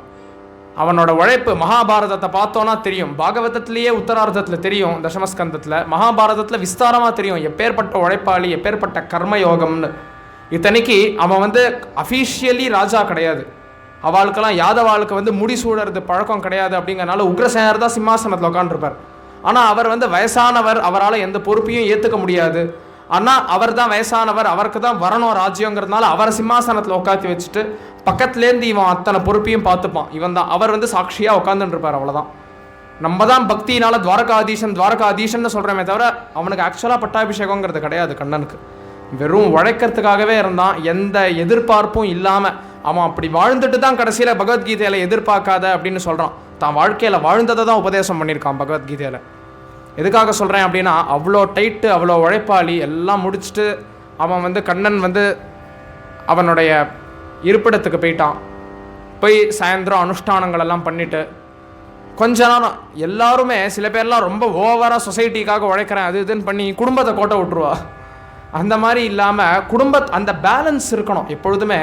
சொசைட்டிக்காக எல்லாம் பண்ணணும், அது ரொம்ப நல்லது, பண்ணணும், எல்லாமே இறங்கி வந்து தர்மம் பண்ணணும். இருந்தாலும் குடும்பத்தையும் ஈக்குவலாக கவனிச்சுண்டு குடும்ப மக்களோட ஒருத்தருக்கொத்தர் அந்யோன்யமாக பழகிண்டு பிரேமையாக இருந்துண்டு, அதுவும் முக்கியம் இல்லையா. அதனால் ஃபேமிலியோடு இருக்கிற டைம்னு கொஞ்ச நேரம் ராத்திரி வச்சுட்டுருக்கானோ, அந்த சமயத்தில் தான் குடும்பத்தோடு இருக்கிறது அப்படின்னு. அதனால் அப்படி உள்ளே போகிறான் அந்த வாயிற்காப்பாளர். பகவான் அந்தப்புறத்தில் எழுந்தருளி இருக்கார். எப்படி இருக்கார் அப்படின்னு சொல்கிறார். தத்ர ஸ்ரீமதி மந்திரே ச பகவான் சௌவர்ண மஞ்சே சுகம் வைஷ்மீலாலித பாத பல்லவயுகः भामाकृतालिङ्गनः तस्थौ चन्दनरूषितः सुवसनः शृङ्गार लीलालसः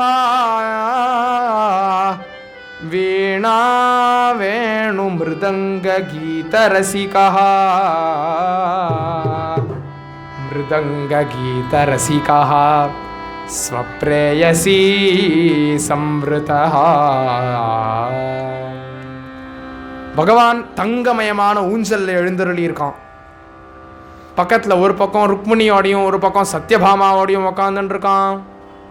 சத்யபாமா பக்கத்தில் உட்காந்துட்டு ருக்மிணி அவனுக்கு பாதத்தை திருவடியை வருடி விட்டுன்னு இருக்காளாம் ருக்மிணி பிராட்டி. இவ்வாறாக தன்னுடைய தேவியோட பகவான் எழுந்தருளி ஊஞ்சல்ல உட்காந்துட்டு இருக்கார். அவளோட பேசின்னு இருக்கார். சந்தனங்கள்லாம் பூசிண்டு வைஜெயந்தி மாலையை போட்டுண்டு அங்கேருந்து கௌஸ்துப மணி போட்டுண்டு பீதாம்பரம் தெரிச்சுண்டு சுருள் சுருளான கேசங்களோட தலையில் மயில் இறகு. அதை மட்டும் மாறவே மாறாது கண்ணனுக்கு. மகாபாரதத்தில் வருது, யுத்தத்துக்கு நடுவில் வருது, சபையில் தூது போகிறச்சே வருது. என்னன்னா தலையில் மயில் இறக வச்சுட்டு போயின்னு இருக்கான் அப்படின்னு. ஏதோ பிருந்தாவனத்தில் புல்லாங்குழல் வாசிக்கிறச்சே தான் மயில் இறகுங்கிறது கிடையாது. கடைசி வரைக்கும் பகவானுக்கு தலையில் மயில் இறகுங்கிறது உண்டு. அது பகவானுக்கு அது ரொம்ப அவனுடைய அலங்காரம் அது. அதனால் அந்த தலையில் மயிலரகோட பகவான் இப்படி எழுந்தருளி இருக்கான். துவாரபாலகர்கள் அவள் பகவான் தேவியோடு இருக்கிறச்சே அவள் உள்ளே போக மாட்டா. வாசல்லேருந்தே பகவானை கூப்பிட்றா. உடனே பகவான் வரான். வந்ததும் என்னப்பா அப்படின்னா, உங்களை பார்க்குறதுக்காக ஒரு பெரியவர் வந்திருக்கார், எல்லா வேதாந்தம் எல்லா சாஸ்திரங்களும் படித்த பிராமணர் அவர் அப்படின்னு. உடனே பகவானுக்கு அப்படியா, எல்லாம் படித்தவானாலே அவர் மேலே பகவானுக்கு மரியாதை உண்டு. அதுக்கும் மேலே என்ன கேட்குறான் அப்படின்னா, அதுக்கும் மேலே அவர் சொல்கிறார், உங்களோட கூட படித்தவராம் அப்படின்னதும். அப்படியா, ஏன் கூட படித்தவரா அப்படின்னதும். ஆமாம், பேர் என்ன அப்படின்னு. சுதாமான்னு பேரு அப்படின்னதும் கண்ணன் அங்கேருந்து சுதாமாவா சுதாமா அப்படின்னு அங்கேருந்து ஓடினான். வாசல்ல ஓடி போனா அந்த சுதாமா எவ்வளோ சந்தேகப்பட்டார். நமக்கு தரிசனம் கிடைக்குமா கிடைக்காதா. ஊர்லேருந்து ஆரம்பிச்சவருக்கு அதே சந்தேகம் தானே. இப்படி இருக்கிறச்சே அத்தனை பேர் கூட்டமா நின்றுருக்கா. அவ எல்லாரையும் உபேட்சிச்சு நேர சுதாமா அப்படின்னு ஓடி அவனை கட்டிக்கிறான். எப்படி இருக்கும் அந்த சுதாமாக்கு? கண்லேருந்து பொல பொல பொல பொல பொல பொலன்னு தண்ணி கொட்டுறது, மேனி சிலிருக்கிறது, தொண்டை தழுதழுத்து பிரக்ஞை இல்லாமல் மூர்ச்சையாகி விழுந்துட்டார். அங்கேருந்து பகவான் அவரை போய் அவரோட மார்பில் தாங்கிண்டு அவனை கட்டி அணைச்சுண்டான் பகவான். அவருக்கு சுய நினைவே இல்லை. அவர் ஆஸ்வாசப்படுத்தி பகவான் உள்ளே கூட்டின்னு போயிட்டான். கூட்டின்னு போனதும் அவர் கொஞ்சமாக சமாதானப்படுத்திண்டா அங்கேருந்து ருக்மிணி சத்யபாமா அவர் கண்ணபிரான் அவருடைய மனைவியிட்ட பிராட்டிட்ட சாக்ஷாத் லக்ஷ்மிகிட்ட சொல்கிறாராம், இவன் சுதாமான்னு பேர், நானும் சுதாமாவும் பெஸ்ட்டு ஃப்ரெண்ட்ஸு. பாடசாலை எனக்கு சுதாமாவுக்கு நாங்கள் 2 பேரும் இடைவிடாமல் எப்போவும் சேர்ந்தே தான் இருப்போம்.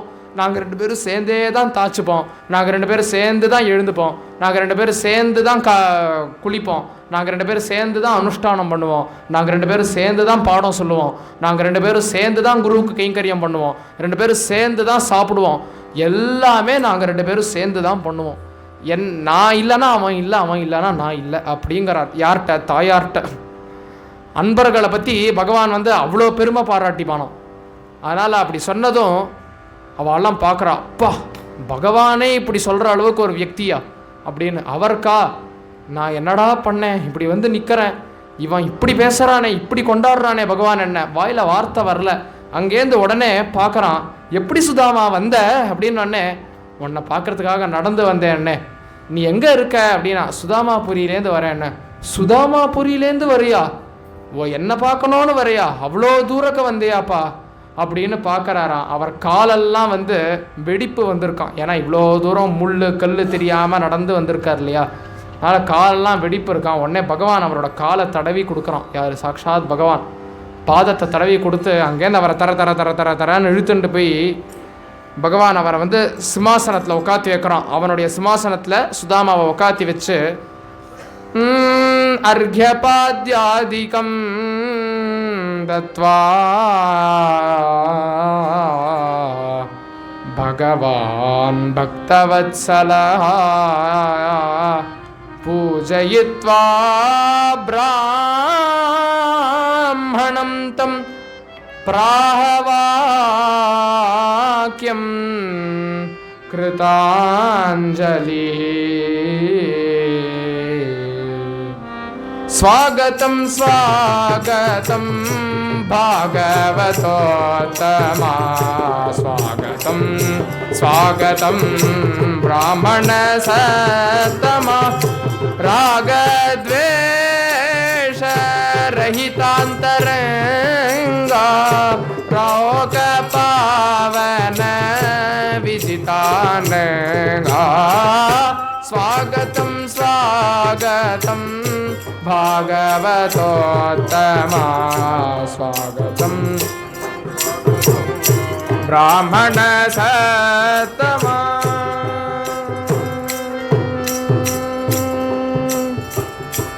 ஸ்வாகதம் ஸ்வாகதம் ஸ்வாகதம் அப்படின்னு அவரை கூட்டின்னு போய் அங்கேருந்து அவரை எப்படி எப்படிலாம் கூப்பிடுறான்னு 2 வரி ரொம்ப சாதாரணமாக இருக்கும், சாதாரணமாக தான் தோணும். ஆனால் அதோட ஆழம் வந்து சில பேருக்கு தான் புரியும். ராகத்வேஷ ரஹித அந்தரங்கா.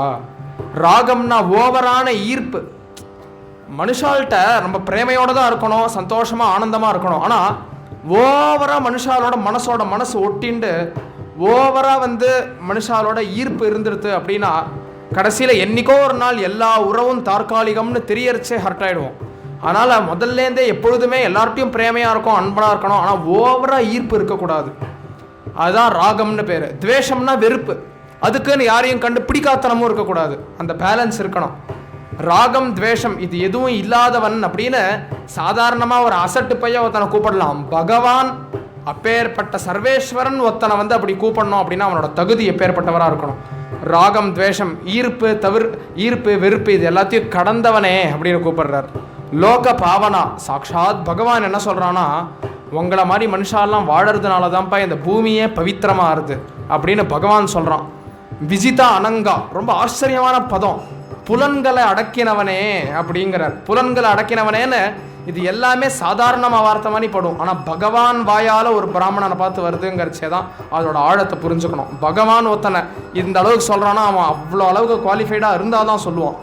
அதனால் விஜிதானங்கா அப்படின்னு கூப்பிட்டு அவனை அங்கேருந்து பாதத்தை கூட்டி அவனோட அடிக்காலை பார்த்து சுச்சு சுச்சு இப்படி வந்திருக்கியேப்பா, எனக்காக இப்படி காட்டிலலாம் நடந்து வந்திருக்கியா அப்படின்னு சொல்லி அவரை அங்கேருந்து சிங்காசனத்தில் உட்காத்தி வச்சு ஒரு தாம்பாளத்தை எடுத்துன்னு வந்து சாக்ஷாத் ருக்மிணி பிராட்டியை வந்து வெதன்னு தண்ணி போட்டு ரொம்ப சில்லுனும் இல்லாமல் கொதிக்க இல்லாமல் நல்லா கதமாக வெதன்னு தண்ணீர் போட்டு அவருக்கு வந்து பாத பூஜை பண்ணுறாராம்.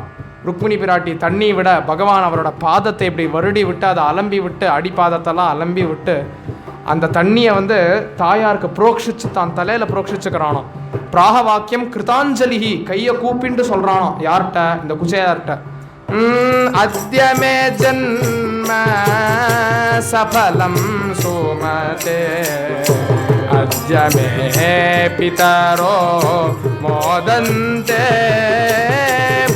அத்யமே தேவா தயாம் விதததே அத்யமே பிரேம ஹிருதயே ராஜதே ஸ்வாகதம் ஸ்வாகதம் பாகவதோத்தமா ஸ்வாகதம் ஸ்வாகதம் பிராமண சத்தமா. எனக்கு பகவான் இவர் சொன்னார் இல்லையா, அதே வார்த்தை இப்போ பகவான் சொல்கிறான். எனக்கு இன்னைக்கு தான்ப்பா என் ஜென்மம் சஃலமாச்சு. உங்களை மாதிரி மனுஷாலாம் எங்கள் ஆற்றுக்கு வந்திருக்காளே, அதனால் என் ஜென்மமே சஃலமாச்சு. அத்தியமே பித்தரோ மோதந்தே, என்னோட முன்னோர்கள் என்னோட பித்தர்கள்லாம் உன்னை மாதிரி மனுஷால் நம்ம எங்கள் ஆற்றுக்கு வந்ததுனால சந்தோஷப்படுறா. அதுக்கும் மேலே என்ன சொல்கிறான்னா, அத்தியமே தேவாக தயாம் விதததே, என்னோட தெய்வங்கள்லாம் எனக்கு அருள் பண்ண போகிறா இன்னைக்கு. யார்? சர்வேஸ்வரன்.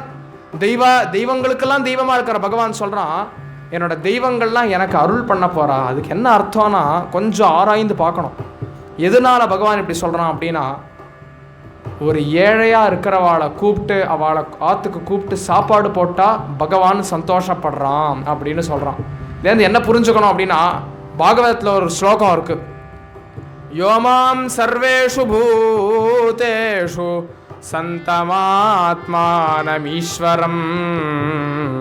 ஹித்வார்ச்சாம் பஜதே மௌಢ்யாத் பஸ்மன்யேவ ஜுஹோதி சஹா. என்ன கோவிலில் வந்து என்னை நல்லா வழிபட்டுட்டு அப்புறம் இருக்கிற மனுஷாலெல்லாம் என்னை பார்க்கறதுக்கு ஒருத்தன் ஃபெயில் ஆகிட்டான் அப்படின்னா அவன் என்னை கோவிலில் வந்து பார்த்து என்ன பிரயோஜனம் அப்படிங்கிறான்.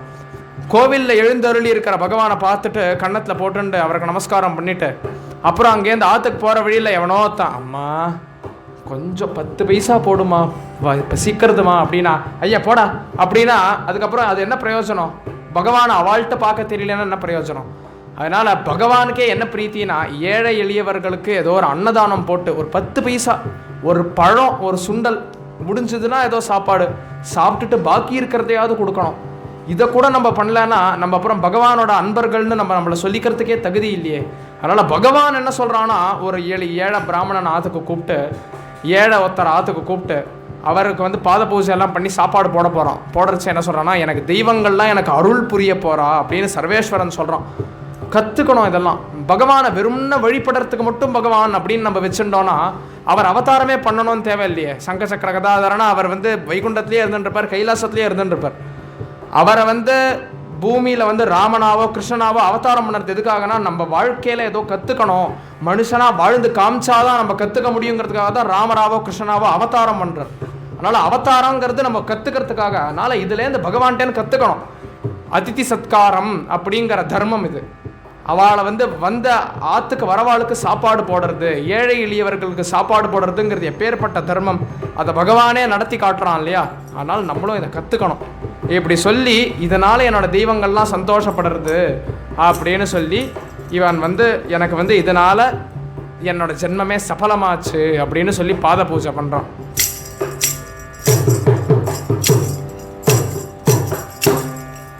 இப்படி பகவான் சொன்னதும் அங்கேருந்து அவர் எப்படி இருக்கும், அவருக்கு பகவானோட தரிசனம் கிடைக்குமா? பகவான் என்னை பார்க்கலன்னா கூட பரவாயில்ல, நான் எட்டக்கேந்து அவனை பார்த்துட்டு போகிறேங்கிறவருக்கு என்ன அனுகிரகம். இன்னும் முடியலை, இன்னும் நிறைய பண்ண போகிறோம். அவர் அடுத்தது அங்கேருந்து வா வா வா வா வா சுதாமா, இவ்வளோ நாள் நடந்து வந்திருக்கிய, வா சாப்பிடவா அப்படின்னு அவனுக்கு இலை போட்டு பரமாறுறாளே பார்க்கணும்.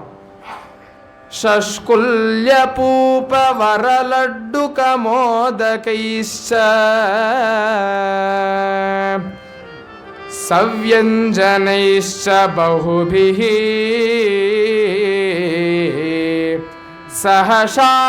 சஹசாகசூபைஹி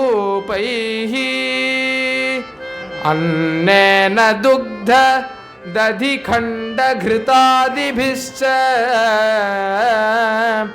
சம்போஜயன் த்விஜவரம் முதமாப கிருஷ்ணா. அங்கேருந்து பாயசம் போடுவா. 4 விதமான பாயசம் போடுறாளாம், 4 விதமான கறி, 4 விதமான கூட்டு. அவர் வாழ்க்கையிலேயே இப்படி ஒரு சாப்பாடை பார்த்தது கிடையாதான் குச்சேல. ஏன்னா ஏழை ஏதோ கிடைக்கும், ஒரு நாளுக்கு ஏதோ கஞ்சி கிடைக்கும், ஒரு நாளுக்கு ஏதோ சோறு கிடைக்கும், ஒரு நாளுக்கு ஏதோ பழம் கிடைக்கும், ஒரு நாள் ஏதோ இந்த மாதிரி சாப்பிட்டுருப்பார், ஒரு நாள் எதுவுமே இல்லாமல் போகும். இப்படி இருக்கிறவருக்கு இப்படி ஒரு சாப்பாடு இலை போட்டு பரமாறுறான்.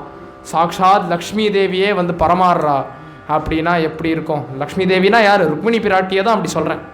லக்ஷ்மி தேவியோட அவதாரம் தானே. ருக்மிணி பிராட்டியே இப்படி பரமாறுறதை பார்த்ததும் அவருக்கு இதுக்கெல்லாம் நான் அருகதையா, எனக்கு இதுக்கெல்லாம் தகுதி உண்டா அப்படின்னு அவருக்கு கூனி குறுகி போகிறார். அவருக்கு போடுற லட்டெல்லாம் பார்த்தா இளநீர் மாதிரி இருக்குது, அவருக்கு போடுற மைசூர் பாகெல்லாம் பார்த்தா செங்கல் மாதிரி இருக்குது. இப்படி பரமாறுறதை பார்த்ததும் அவர் இப்படி சாப்பிட்டதே இல்லை. எப்படியோ அவர் கொஞ்சம் சாப்பிட்டு ஒரு வாய் போட்டுண்டாலே அங்கேன்னு பகவான் சாப்பிட்டா இருப்பார், இன்னும் போடு அப்படிங்கிறானா. இப்படி பகவானுக்கு, ஏன்னா பகவானுக்கு எல்லாருக்கும் எல்லாத்தையும் கொட்டியே பழக்கம். அவனுக்கு யார்கிட்டேருந்தும் அவனுக்கு அல்பம்னா கொஞ்சம்னு அர்த்தம். கொஞ்சமாக யாருக்கும் எதை போட்டும் அவனுக்கு பழக்கமே இல்லை. எல்லாருக்கும் கொட்டி கொட்டி கொட்டி கொட்டி போதும் போதும் போதும் சொல்ல சொல்ல சொல்ல கொட்டுறது தான் பகவானுடைய குணமே. அதனால் அவன் இப்படி இருக்கிறச்சே இவருக்கு எப்படி இருக்கும்? இதுக்கெல்லாம் நம்மளுக்கு முடியுமா முடியாதா? சாப்பிட வேற முடியல, எப்படியோ எல்லாம் போடுறானே பகவான், அவன் போடுறான், அவனோட கருணை, அதுக்காகவாது நம்ம சாப்பிட்ணும்னு சாப்பிட்றார். சாப்பிட்டுட்டு அங்கேருந்து சுச்சோ பகவான் நமக்கு இவ்வளோ பண்ணுறான், நம்ம இதுக்கு மேலே நம்ம இங்கே இருக்கக்கூடாது, கிளம்பிடணும். இப்படி பகவான் இப்படிலாம் பண்ணுவான்னு நான் கனவுல கூட நினச்சி பார்த்தது கிடையாது. இப்படிலாம் அவன் நமக்கு பண்ணக்கூடாது, தகாது, நமக்கு அதுக்கு அருகதையே இல்லை அப்படின்னு சொல்லி நைஸாக கிளம்பணும், வெளில போயிடலான்னு பார்க்குறாரு. அங்கேருந்து எங்கே போகிற சுதாமா, வா வா அப்படின்னு கையை இழுத்துண்டு அவனோட பள்ளி அறைக்கு கூட்டின்னு போயிட்டானோ. எந்த பள்ளி அறையில் ராத்திரி வேளையில் ஏகாந்தமாக பகவான் ருக்மிணி பிராட்டியோடு இருப்பானோ, ருக்மிணி பிராட்டியை வெள்ளை காக்க வச்சு சுதாமாவை கையை பிடிச்சின்னு உள்ளே போயிட்டானோ. அவெல்லாம் பார்க்குறாளாம், இந்த பிராமணர் எப்பேற்பட்டவரோ, இவர் எப்பேற்பட்ட பாக்யவானோ, இவர் எப்பேற்பட்ட புண்ணியாத்மாவோ, எப்பேற்பட்ட மகாத்மாவோ, என்ன பாக்கியம் என்ன பாக்கியம் அவருக்கு அப்படின்னு இவெல்லாம் பார்க்குறா.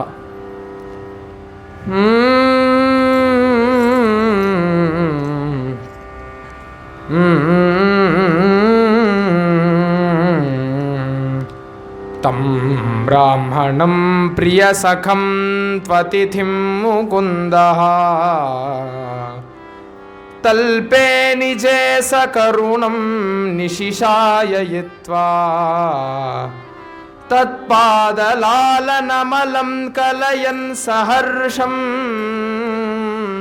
पूर्व्याः कथाः गुरुकुले अकथयत् प्रवृत्ताः. இங்கே இழுத்துட்டு போய் தாம் படுக்கிற படுக்க அதில் போய் உக்காத்தி வச்சு உக்காந்தாராம். என்ன சுதாமா இவ்வளோ நாள் நடந்து வந்திருக்க, எனக்காக வந்திருக்க, படுத்துக்கோப்பா அப்படின்னு படுக்க வச்சு அவன் உக்காந்து அவரோட கால் எடுத்து தான் மடியில் போட்டு அவன் கால் பிடிச்சி விட்றாராம் சுதாமாவுக்கு. பகவான் இப்படி கால் பிடிச்சி விட்டுண்டே முன்னாடி அவள் பாடசாலை படித்த கதையெல்லாம் பேசின்னு இருக்காளாம்.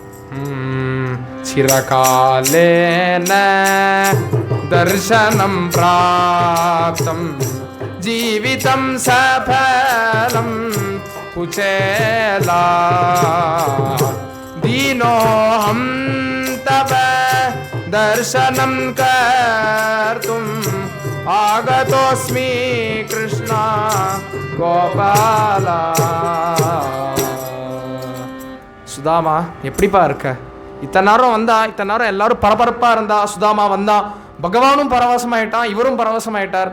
இவா பகவான் பாத பூஜை பண்ணி சாப்பிட்டு இப்போ தான் ஏகாந்தமாக நிம்மதியாக உட்காந்துட்டு இருக்காளாம். அதனால் பொறுமையாக விசாரிக்கிறான். சுதாமா ரொம்ப நாள் ஆச்சேப்பா உன்னை பார்த்து, உன்னையே தான் நினச்சின்னு இருக்கேன் எப்பொழுதும். நான் ராஜாதிராஜனாக ஆயிட்டேன், நீ எங்கே இருக்கேனே தெரியல, நீ இருக்கிற இடம் தெரியல, அதனால உன்னை பார்க்க முடியல. நான் துவாரகையில் இருக்கேன்னு உனக்கு தெரியுமேப்பா, நீ ஏன்பா என்னை இத்தனை நாள் பார்க்கல, நீ ஏன் சுதாமா என்னை இத்தனை நாளாக பார்க்கல அப்படின்னு கேட்குறாரு. கேட்டு அப்புறம் சொல்கிறான், ஜீவிதம் சஃபலம், எனக்கு இன்றைக்கி ஜென்மா சந்தோஷமாக ஆச்சுப்பா. ஏதோ பரவசத்தில் சொன்னாலும் இல்லை, அமைதியாக இருக்கிறச்சும் வாயை தான் சொல்கிறான். நீ வந்தது எனக்கு ஜென்மா சஃபலம் ஆச்சுப்பா அப்படின்னு அதே குசேலர் சொல்கிறாராம்.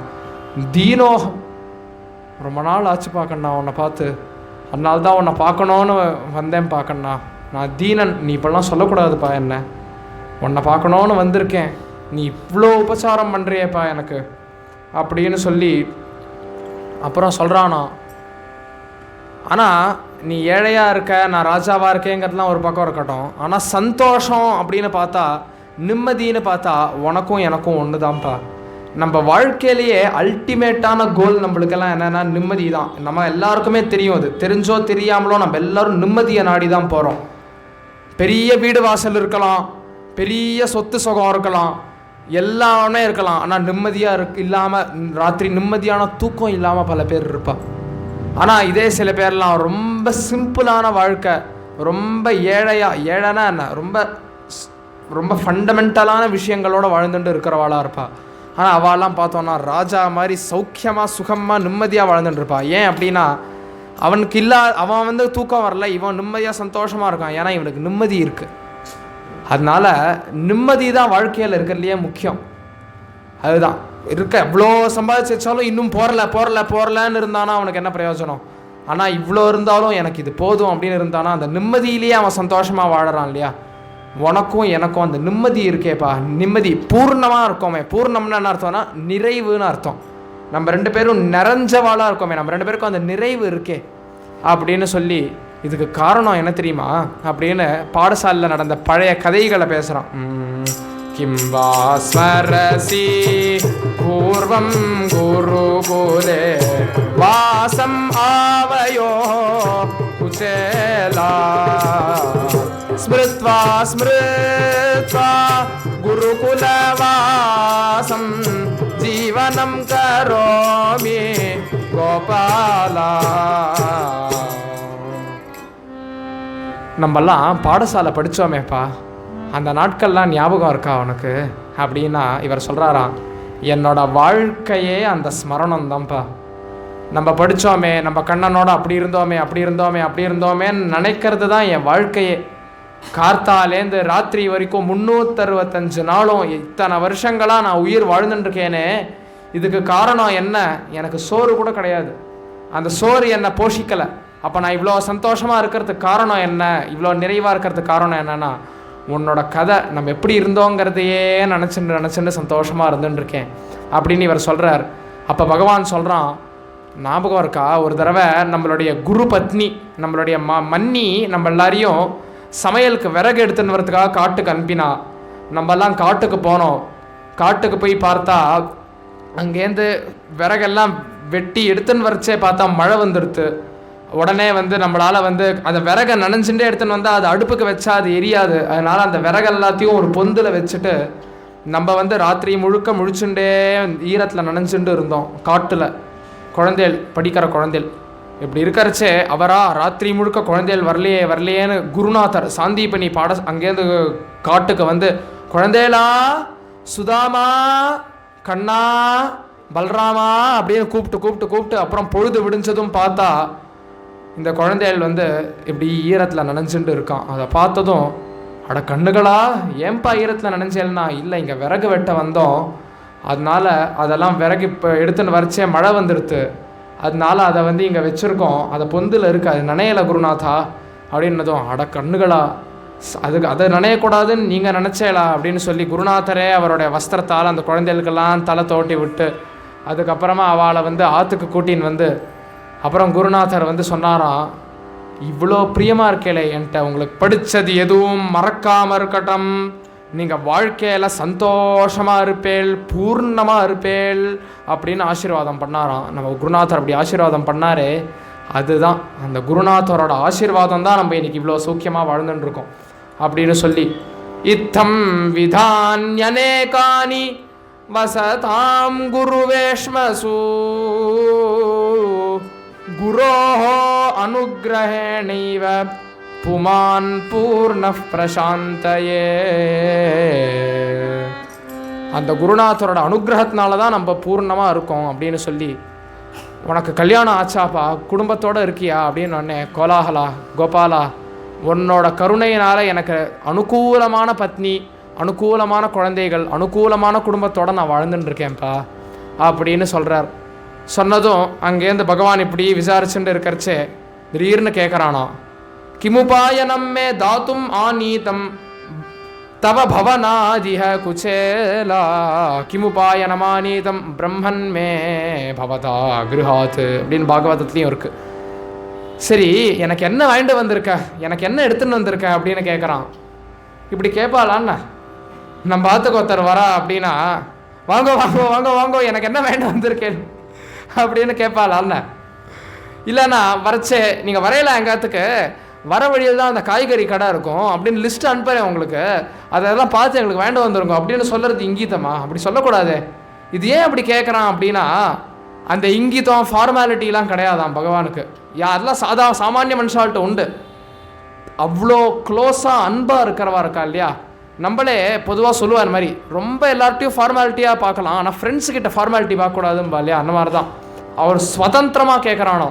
எல்லார்ட்டையும் அப்படி கேட்க மாட்டான். அங்கேருந்து வாசலில் 100 மூட்டை 100 மூட்டை சந்தனக்கட்டை, 100 மூட்டை அங்கேருந்து ரத்னங்கள் எடுத்துன்னு வந்திருக்கு, கப்பல் கப்பலாக இறங்கியிருக்குன்னு ஒத்தொத்தனும் சொல்லிட்டு இருக்கான். அவனெல்லாம் உள்ளேயே இன்னும் விட்டப்பாடு இல்லை. இங்கேருந்து இவர் ஏழைன்னு தெரிஞ்சு எனக்கு என்ன எடுத்துன்னு வந்திருக்க அப்படின்னு கேட்குறான். ஏன் அப்படின்னா, அங்கே பாகவதத்தில் ஸ்லோகம் இருக்குது. என்ன அப்படின்னா, ஒரு பக்தன் அவெல்லாம் எதுக்காக வரானா, இன்றைக்கி அந்த ராஜா அதை கொடுப்பார், அடுத்தது ஒரு நாள் ஒரு மாதம் கழிச்சு அவள் யுத்தத்துக்கு போவா, உங்கள் சேனையை கொடுங்கோ அப்படின்பா. கொடுக்கக்கூடாதுன்னு இல்லை, பகவான் தாராளமாக கொடுப்பான். ஆனால் என்ன ஒன்று தேவை அப்படின்னாலும் நம்ம பகவான்கிட்ட தானே வரோம், பகவான்கிட்ட பிரார்த்தனையே பண்ணிக்க கூடாதான்னு. பிரார்த்தனை அல்ப மனுஷன்ட்ட போய் நிற்கிறதுக்கு பகவான் காலில் விடுறதே எவ்வளோ பெரிய விஷயம். அந்த புத்தியே யாருக்கு வரும்? அதனால் பகவான் அவசியம் கொடுப்பான். இருந்தாலும் ஏதோ ஒரு அவசியத்தை நாடி வரவாளை காட்டிலும் அன்போட பகவானை பார்க்கணுன்னு வரவா இருக்கா இல்லையா, அவள் தான் ப்ரையாரிட்டி, அவள் தான் உத்தமமானவா. அதனால் அவள்கிட்ட பகவான் சுதந்திரமாக இருப்பான். அப்படின்னதும் இவ்வளோ உபச்சாரம், ராஜாதிராஜன் பாத பூஜை பண்ணியிருக்கான், தங்க தாம்பாளத்தை வச்சு பஞ்சபக்ஷ பரமான்னம் போட்டிருக்கான், தன்னோட படுக்கையில் வச்சு ராத்திரி முழுக்க பேசின்னு இருக்கான், பாத சேவை பண்ணுறான் பகவான். உனக்கு ஒரு அவல் எடுத்துன்னு வந்திருக்கேன்ப்பா அப்படின்னு சொன்னால் அவருக்கு எப்படி இருக்கும், கொடுக்க தோணுமா? அதனால் பகவான் இப்படி கேட்குறான்னொன்னவே நைஸாக இருக்கார், அவல் மூட்டை எப்படி மறைக்கிறாராம். மறைக்கிறத பார்த்தோன்னே அங்கேன்னு பகவான் பார்த்துட்டான். சுதாமா, என்னத்தை மறைக்கிற அப்படிங்கிறான். இவர் ஒன்றும் இல்லை கிருஷ்ணா, ஒன்றும் இல்லை கிருஷ்ணா அப்படின்னு மறைக்கிறார். அவன் அங்கேருந்து பிடுங்கிட்டான். பிடுங்கி பார்த்தா அங்கேருந்து பிரித்து பார்க்குறான். பார்த்தா ஜக்த்வா பிரதமாமுஷ்டிம் ஸ்ரீமான் அன்யாமாதஜே சாதரம். அங்கேருந்து இவர் இருக்கிறத பார்த்ததும் பகவான் அதை பிடுங்கி அங்கேருந்து அதை சாப்பிட்றான். பார்த்தா, ஆஹா சுதாமா, அவள் கொண்டு வந்திருக்கியா? எனக்கு அவள் எவ்வளோ பிடிக்கும், என் மனசு புரிஞ்சு கொண்டு வந்திருக்கிய சுதாமா அப்படின்னு ஆனந்தமாக அங்கேருந்து வரட்டவள். ஒரு வெல்லம் கூட போடல அதில், வரட்டவள். நம்ம கூட சாப்பிட மாட்டோம். அங்கேருந்து பகவான் வெடுக்குன்னு அதை பிடுங்கி அப்படியே ஒரு வாய் போட்டுக்கிறானோ, ரெண்டாவது வாய் போட்டுக்கணும் அப்படின்னு பார்த்தா அவனை ஒரு கை தடுத்துருது. யாருன்னு பார்த்தா தாயார் ருக்மிணி பிராட்டி வந்துட்டாலாம். வடக்கா இருக்கு அந்த அவள் அப்படின்னு ஹிருதயத்தில் தோணுறது. அங்கேருந்து அதை பிடிச்சி, உங்களுக்கு பகவானுக்கு பொதுவாக நம்ம கொடுக்குற அந்த அவள்னால தான் அவன் வாழணும்னு எதாவது அவசியம் இருக்கான்னு. ஆனால் எதுக்காக பகவான் அதை அவ்வளோ ஆசையாக வாங்கிக்கிறான் அப்படின்னா, பக்தனுக்கு அனுகிரகம் பண்ணணும். அவன் இவ்வளோ ஆசையாக கொண்டு வந்திருக்காங்கிறச்சே அவனுக்கு அனுகிரகம் பண்ணணும், அவன் க்ஷேமமாக இருக்கணுங்கிறதுக்காக தானே பகவான் அதை பண்ணுறான். அதனால் தாயார் சொல்கிறாளாம், இவ்வளோ சாப்பிட்றேலே அவன் சௌக்கியமாக இருக்கணும்னு நீங்கள் ஒரு பொடி அவள் சாப்பிட்டு அவன் சௌக்கியமாக இருக்கணும்னு நினச்சா போறாதா? முழுக்க சாப்பிட்டாதான் அவர் சௌக்கியமாக இருப்பாரா? அவருக்கு எல்லா நன்மைகளையும் பண்ணுறதுக்கு ஒரு பொடி அவள் போறாதா அப்படின்னதும் அப்புறம் பகவான் சமாதானப்படுத்தினானோ. அவனே பரவசத்தை அடைஞ்சிட்டான். சுதாமா நமக்கு ஏதோ கொண்டு வந்திருக்கான் அப்படின்னதும். அங்கே பாகவதத்தில் ஸ்லோகம் இருக்குது, பத்திரம் புஷ்பம் ஃபலம் தோயம் யோமே பக்தியா பிரயச்சதி. பகவத்கீதையிலையும் இந்த ஸ்லோகம் இருக்குது, பாகவதத்துலேயும் இருக்குது. ஒரு இலை ஒரு சொட்டு தண்ணியாக இருந்தாலும் அன்போட ஒருத்தன் கொடுத்துட்டான் அப்படின்னா பகவான் அதை கை நீட்டி ஆசையாக வாங்கிப்பானோ. இதுவே பெரிய சத்திர சாமரம், தங்க கொடை, வெண்கொற்ற கொடை, அங்கேருந்து சாமரம் விசிறி, அங்கேருந்து தங்க தாம்பாளம் தடார் புடார்னு பூஜை பண்ணாலும் உள்ளத்தில் அந்த அன்பு இல்லைன்னா பகவான் அதை வாங்கிக்க மாட்டானோ. அந்த அன்பு தான் முக்கியம் அப்படிங்கிறது தெரியறது. இவ்வாறாக இப்படி பேசின்ண்டே இவரோட ராத்திரி பொழுது போகிறது. அடுத்த நாள் குச்சேலர் பார்த்தார், சுச்சோ இதுக்கு மேலே இங்கே இருக்கக்கூடாது, நம்மளுக்கு அபச்சாரம், நம்மளுக்கு பகவான் இதெல்லாம் பண்ணுறதுக்கு தகாது, பகவான் நமக்கு இப்படி பூஜை பண்ணுறான், இது நமக்கு தகாது, நம்ம கிளம்பிடணும்னு அடுத்த நாள் காலத்தில் எழுந்துட்டார், குளிச்சார், அனுஷ்டானம் பண்ணார். கண்ணா மனைவி மக்கள்லாம் ஊரில் இருக்காப்பா, நான் போயிட்டு வரேன்ப்பா அப்படின்னு கிளம்பிட்டார். கண்ணனும் அவரை வாசல் வரைக்கும், அவனோட அரண்மனை முழுக்க நடந்து வாசல் வரைக்கும் அவரை வழி அனுப்பி அவன் கண்ணு கட்டுற தூரம் குச்சேலர் போகிற வரைக்கும் கண்ணன் இப்படி பார்த்துட்டே இருக்கான். ஆலிங்கனம் பண்ணிட்டு அடிக்கட்டி போயின்று, சுதாமா சரியா, அடுத்த வாட்டி வரைச்சே உன்னோட குட்டிகள், உன்னோட ஆத்து மாமி எல்லாரையும் கூட்டின்னு வா, நம்ம ஆத்துக்கு எல்லோரும் சேர்ந்து ரொம்ப நாள் தங்குற மாதிரி வாங்கோ அப்படின்னு சொல்லி கூட்டின்னு அனுப்புகிறான். அவரும் அங்கேருந்து போகிறார். போனால் அவருக்கும் பகவானை விட்டு பிரியறதுக்கு மனசே இல்லை. பொறுமையாக இப்படி போகிறார். போகிறச்சே இப்படி யோசிச்சுட்டே இருக்கார். ஆனந்த பரவசம், என்னமோ எதுவுமே நடக்காதுன்னு எதிர்பார்த்துன்னு வந்தோம். ஆனால் இங்கே பார்த்தா இவ்வளோ நடந்திருக்கு. விஜோ மாதவேனார்ச்சித சாதுராத்ரௌ பிரபாதே புனச்சாப்யனுஜ்ஞாமவாப்ய பிரதஸ்தே புரம் ஸ்வம் பிரசன்னாசயோயம் ஸ்மரன் பிரேம பாவம் பிரியஸ்யைவ பூர்ணம்.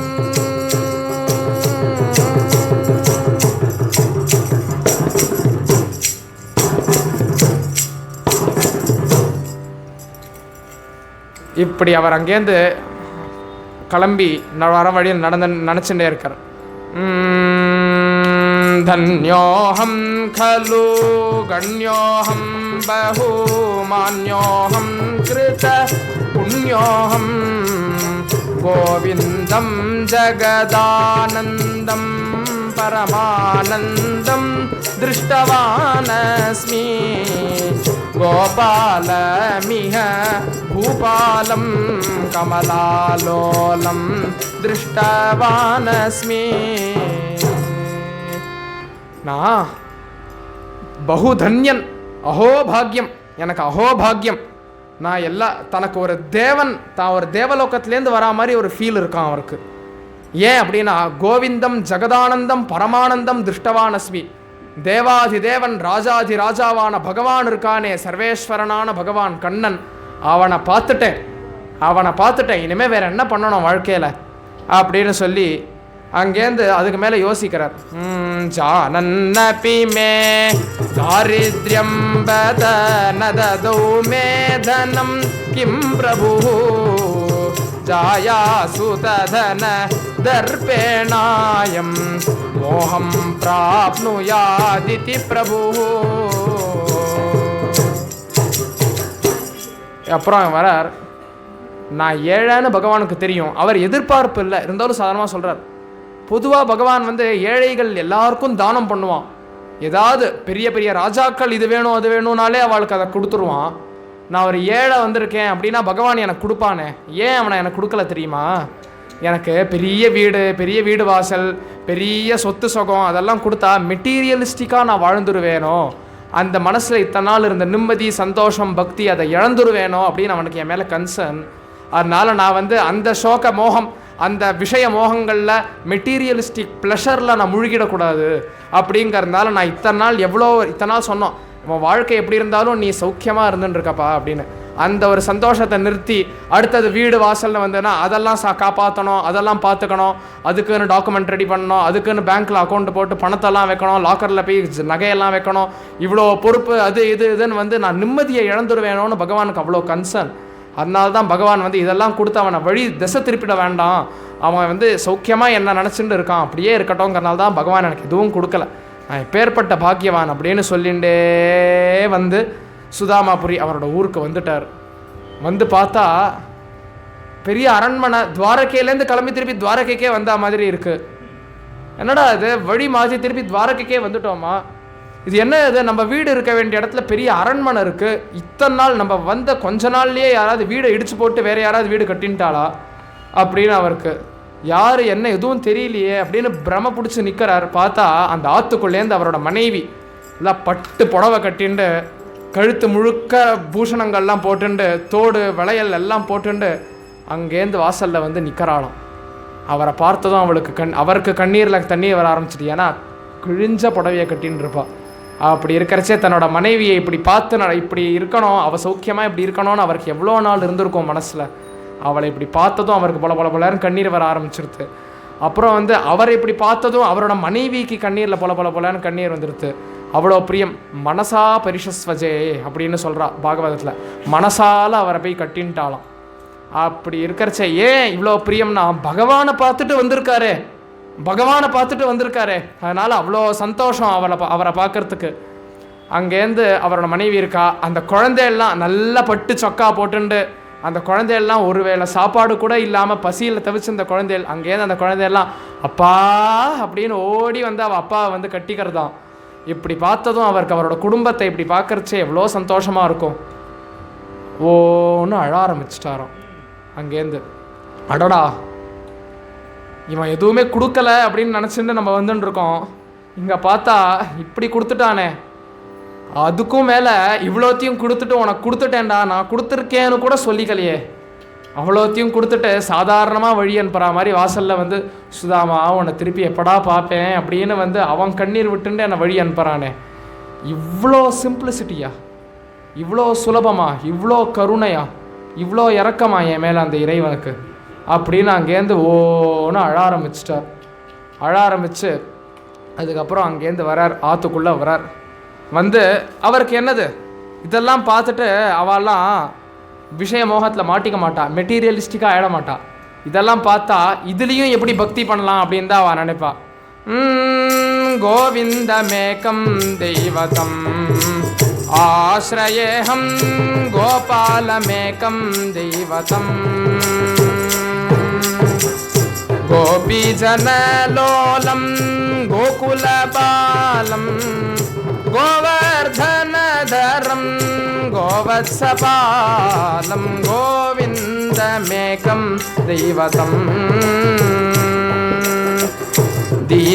தீனதயாகரம் தேவமந்தாரம் தாமோதரம் ஹரிம் தேவகி குமாரம் பக்த கோலாஹலம் பாண்டவ பரிபாலம் பாவுக பிரேமிக ஹிருதய விலோலம் கோவிந்தமேகம் தெய்வதம் கோபால கோபால கோகுலநந்தன கோபால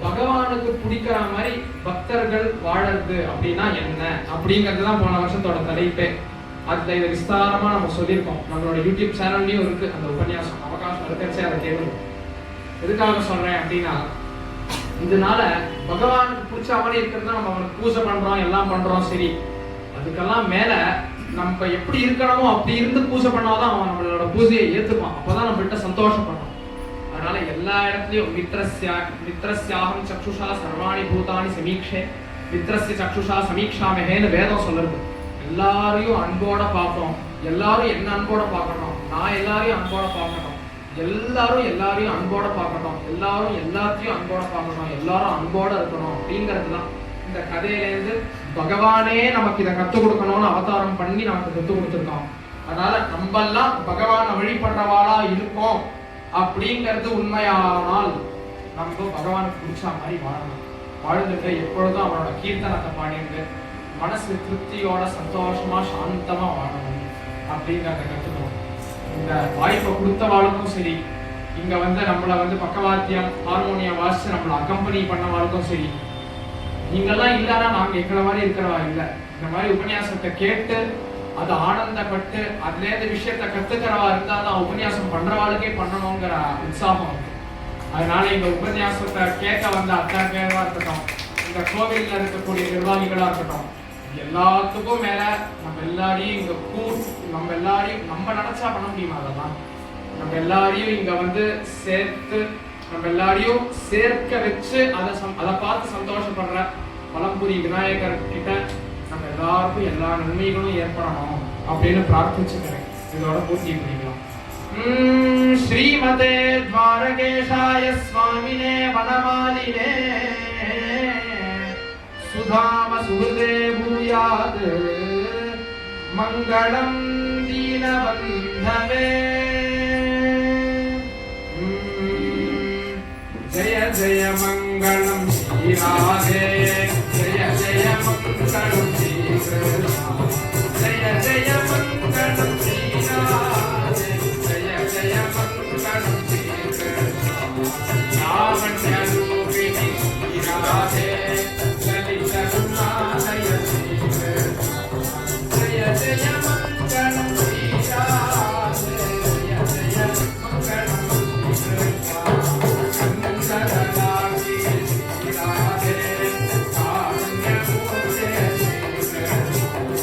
जय जय मंगलम श्री राधे, जय जय मंगलम श्री कृष्ण, श्री नारदी के श्री राधे, वेणुगोला श्री कृष्ण, जय जय मंगलम श्री राधे, जय जय मंगलम श्री कृष्ण, गुरुदेव नालये श्री राधे,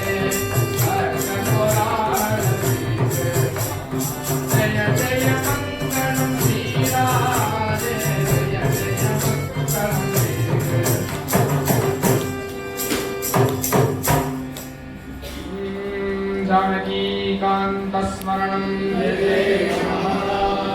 गोपिका जीवन स्मरणं गोविंदा गोविंदा। सद्गुरुनाथ महाराज की पार्वती पतये